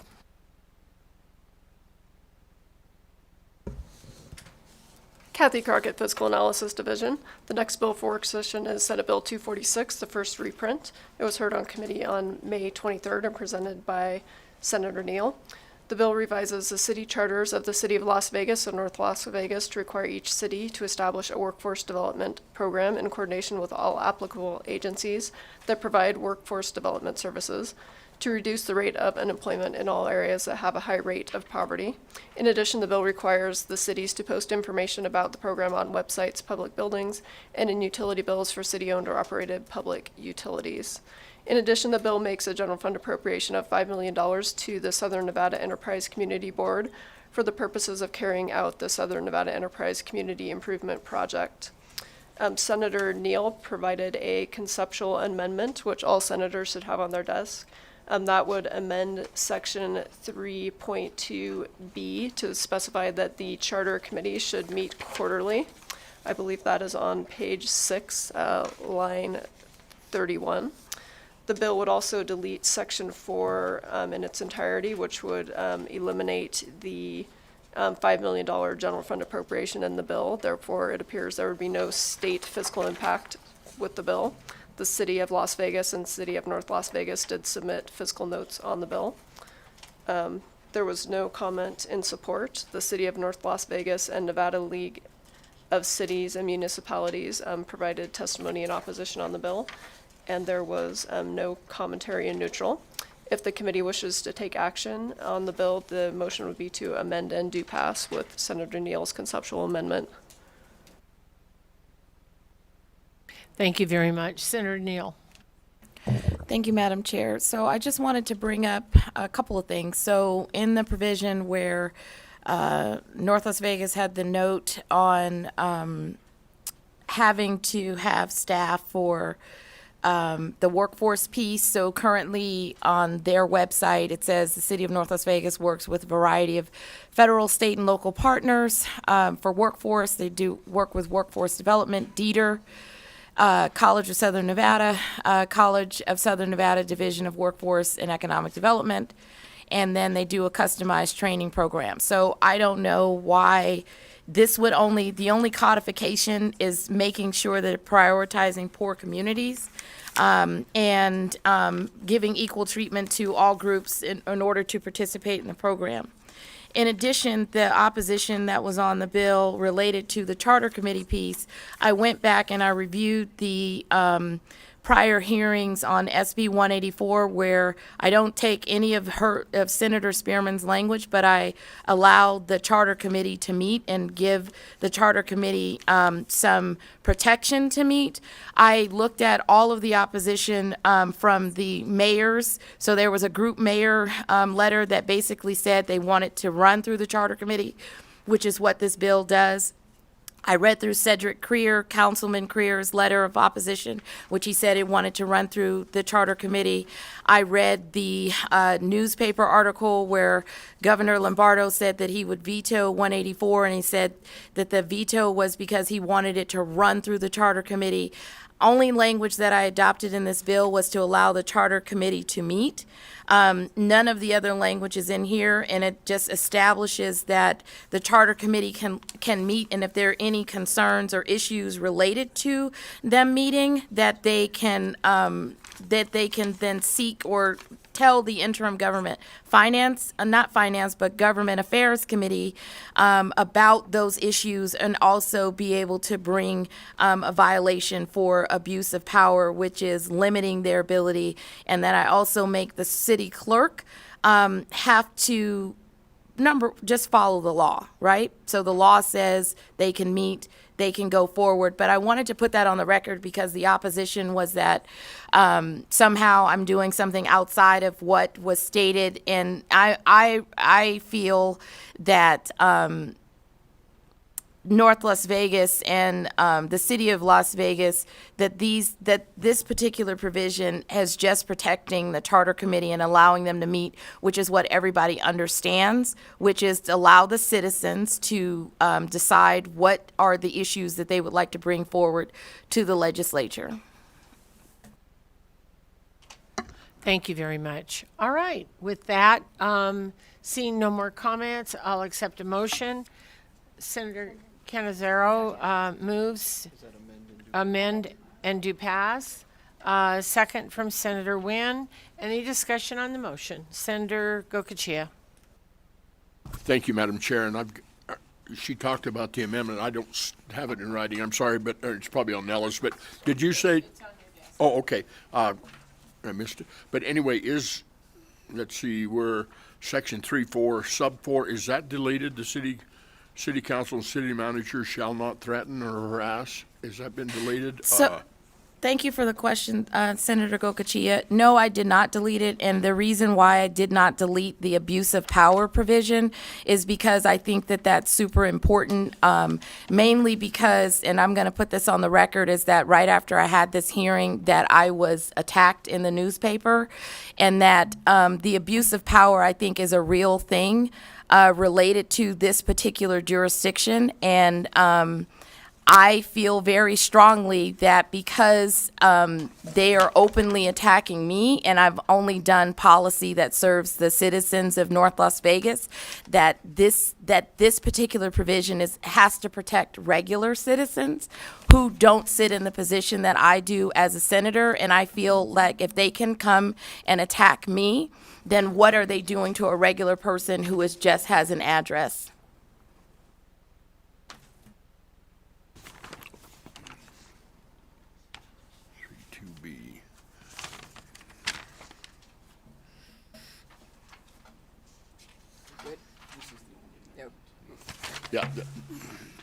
Yeah, I've got it here. I was just trying to find the parts. Thank you, Madam Chair.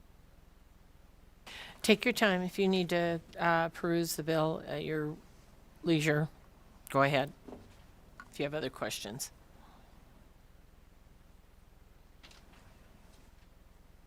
All right. If there are no more questions or discussion on the motion, all those in favor say aye. Aye. All those opposed say nay. Nay from Senator Gokachia. Senator Titus. Motion passes, and I will give Senator Neal the floor statement. Thank you very much, and we'll go on to Senate Bill 450.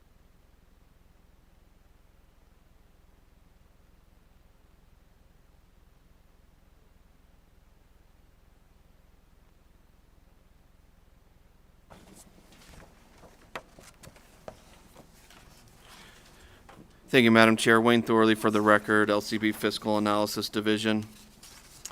Senate Bill 450 was heard in committee on May 12th and presented by Senator Neal.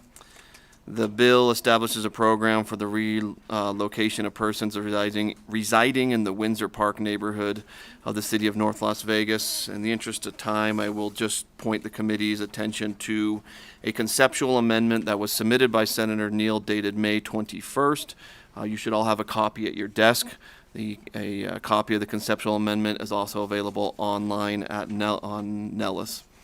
I will not go over, again, in the interest of time, the policy provisions of the conceptual amendment. I will just touch on the parts that have a fiscal impact on the state.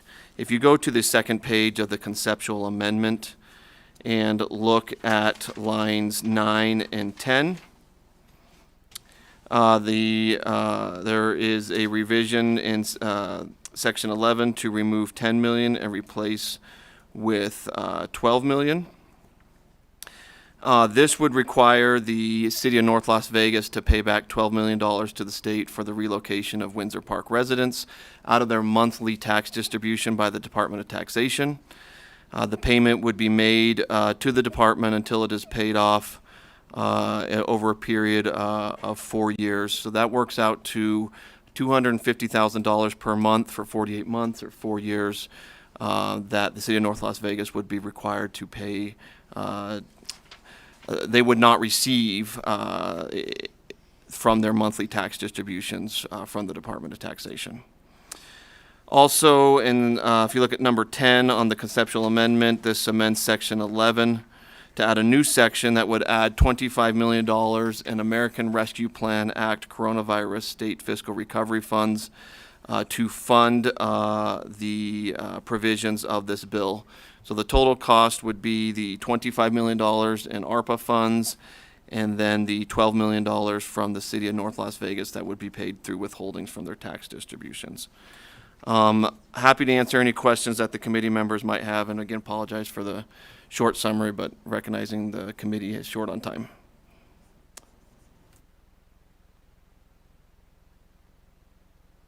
Thank you very much. Any comments, questions on this particular amendment?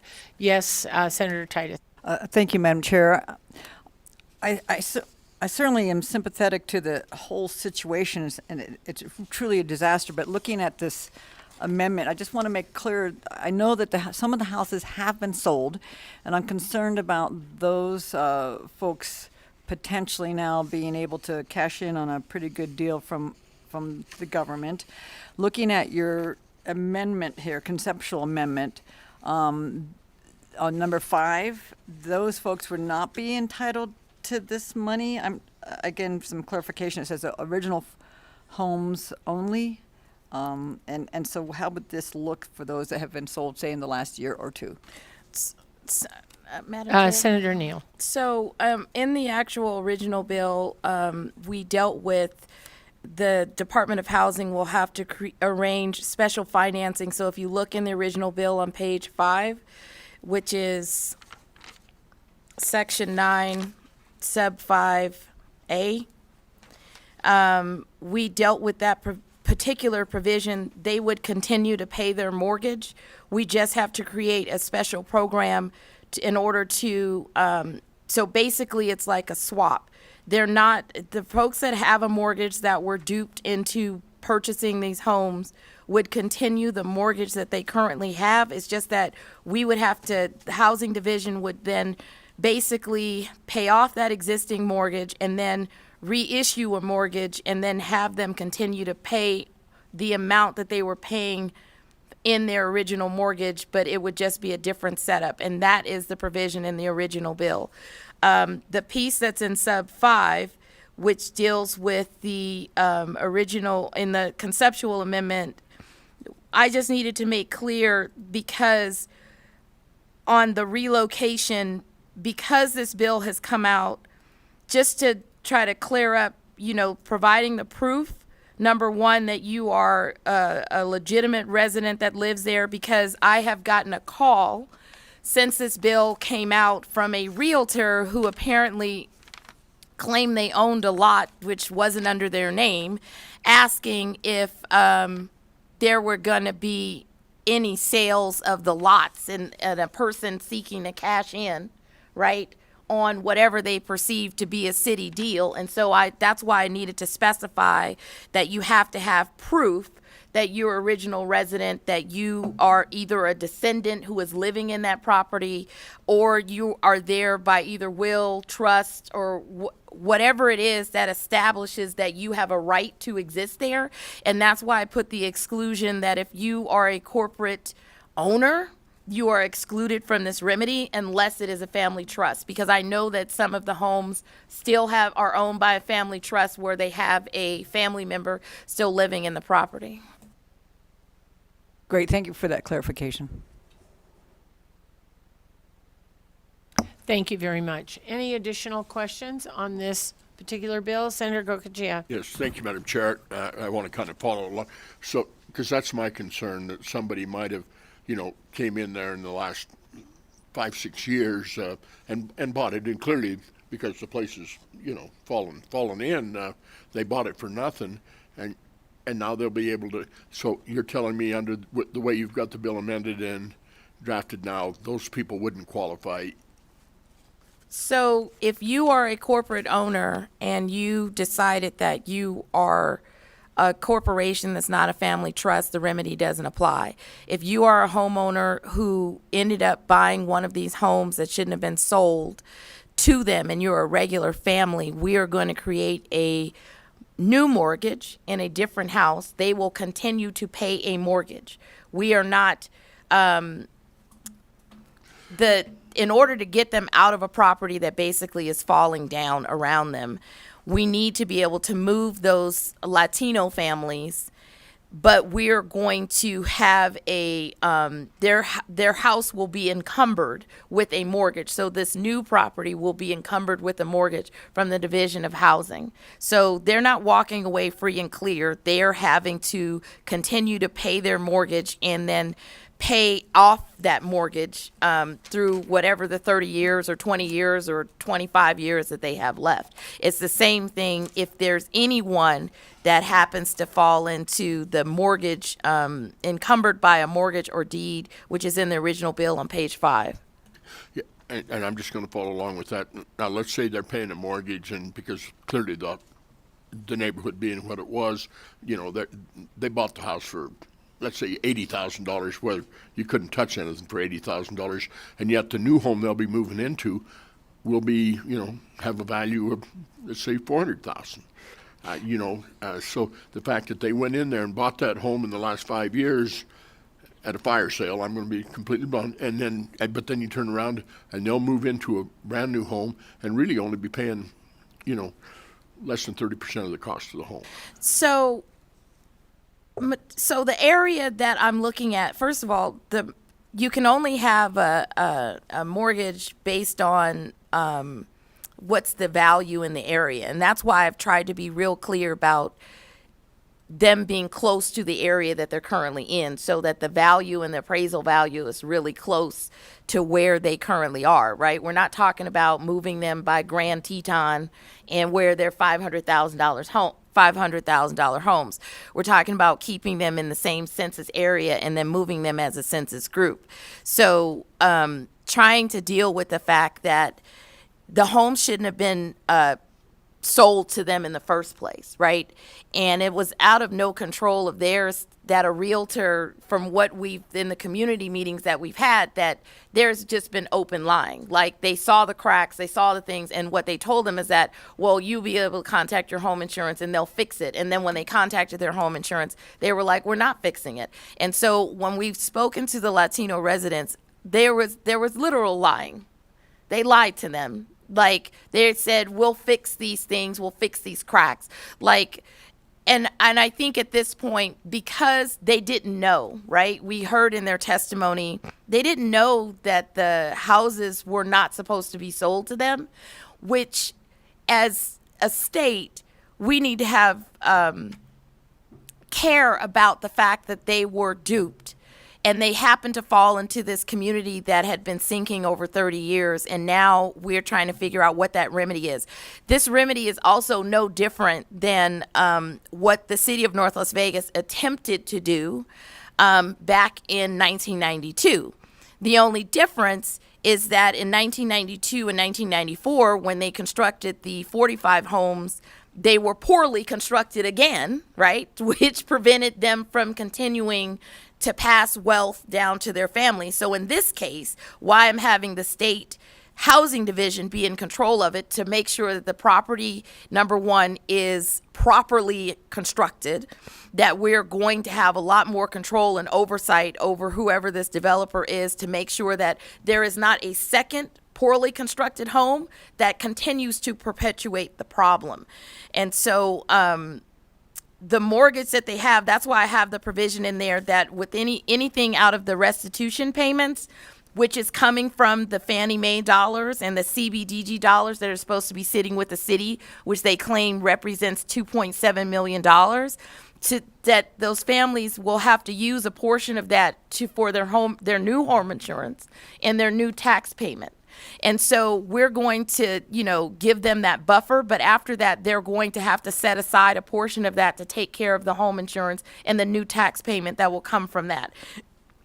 And so that's the best way to do it.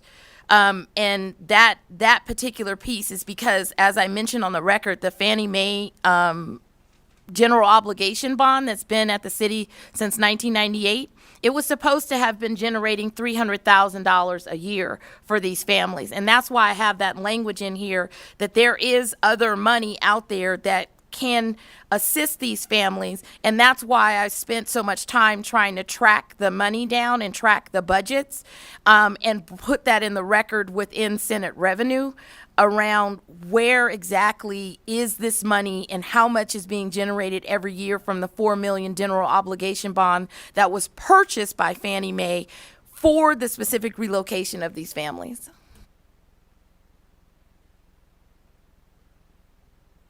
Thank you for that, and I'm still working through trying to figure out what we're talking. I see the 45 homes, and there'll be a $10,000 cash because they were to those. I think that's in your sub 4-year amendment. I think that's probably reasonable. I'm just trying to work through it. Thank you.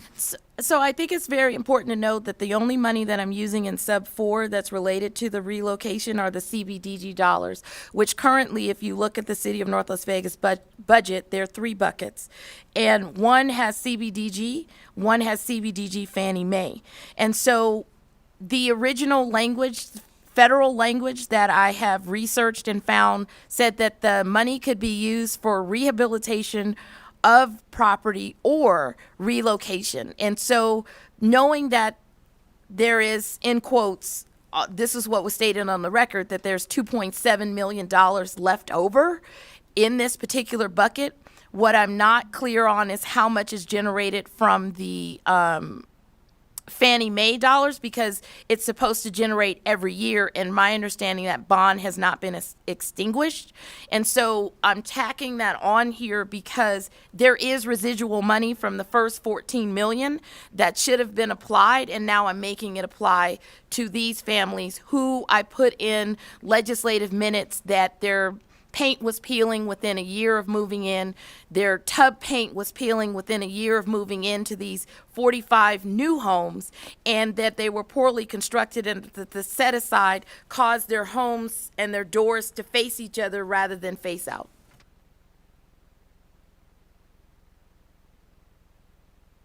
Okay, with that, Senator Gansert. Thank you, Madam Chair. One of the problems with the first go-around at trying to relocate folks is that it was an opt-in. Is this an opt-in, or are they required? So how do we make sure that there's some finality to clearing the neighborhood and relocating them in better homes? So, thank you for the question, Senator Gansert. It is an opt-in. It's voluntary. We have worked with the residents, and majority of the residents are on board. I haven't ran into a resident that didn't say that they didn't want to move because they liked the fact that they would move as a census group, a community, because they are a community and not be broken apart.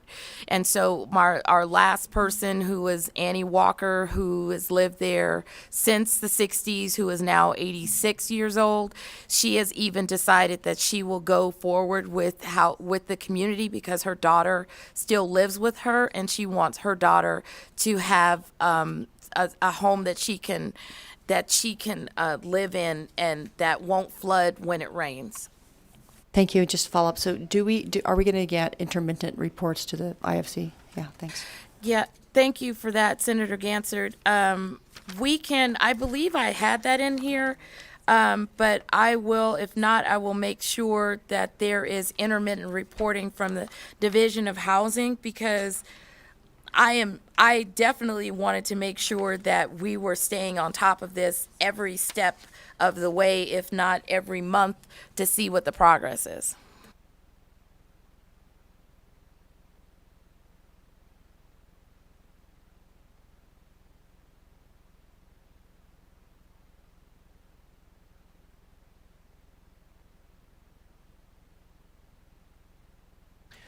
All right, seeing no more discussion, there is a motion on the floor. Senator Gokachia? To my colleague, will this be the end? Senator Gokachia, the plan is for this to be the end and the final piece. And the reason why I believe it will be is because now it'll be managed by the state, and that I trust the Division of Housing. I trust Director Reynolds and Administrator Acroft to fully do the right thing and to make sure that we work within the dollars. And they also will seek any additional federal funding that may be available for these families, because as you noted, you weren't in Senate Revenue, but in the Senate Finance hearing, there has been no. I have not received any information that the city has actually accrued any federal dollars, as they have stated on the record, in order to remedy this. Well, I did check into what Congressman Hortsford talked about, and it really would only be about $770,000 because the LIHTC was reduced for the state by the feds. But what I do know is that the bill still allows the city to participate and cooperate with the housing division. And if they come forward with finding their federal money, then that's gravy on top in order to do the restitution payments and any other thing. But the bulk of this money will be used for the building of the houses, the buying of the land, and the relocation of these families. And just a clarification, but if in fact the city of North Las Vegas and the housing division, Mr. Acroft, can, if they come up with some federal money, they could in fact use that to help offset the $12 million repayment? They could offset it. I just feel that that's slim. So we'll see, right? I mean, at the end of the day, the city has had 30 years of opportunity. They've had 12 years since I've been in office, which 13 years. And so it is in their court in order for this narrative that they are looking for federal dollars to come to fruition. Thank you, Madam Chair. Thank you, Madam. Thank you very much. All right, now I see no more questions or comments on this particular bill. I have a motion on the floor. Oh, sorry, missed that part. All righty. Amended to pass by Senator Canizaro, a second by Senator Wynn. Any discussion on the motion? Senator Titus? Thank you, Madam Chair. I am going to vote for this to get this out of committee. I think this does need to be resolved. I'm worried about the $12 million to the city of North Las Vegas. However, it's truly time we get this resolved. Thank you. So I'll reserve my right, but I'll support it out of committee. Thank you very much. Any additional comments? All righty. Ditto from Senator Gokachia. All those in favor say aye. Aye. All those opposed say nay. Motion passes, and I will give the floor statement to Senator Neal. All right, now we are going to take another recess. We have a couple people who need to go present bills, and so apologies if you are on the second half of this work session, but it remains to be seen. It could be in a bit. It could be this afternoon. It just could be. So, as I say, it's the last Monday before the last Monday, we hope. All righty. Thank you very much. We are in recess.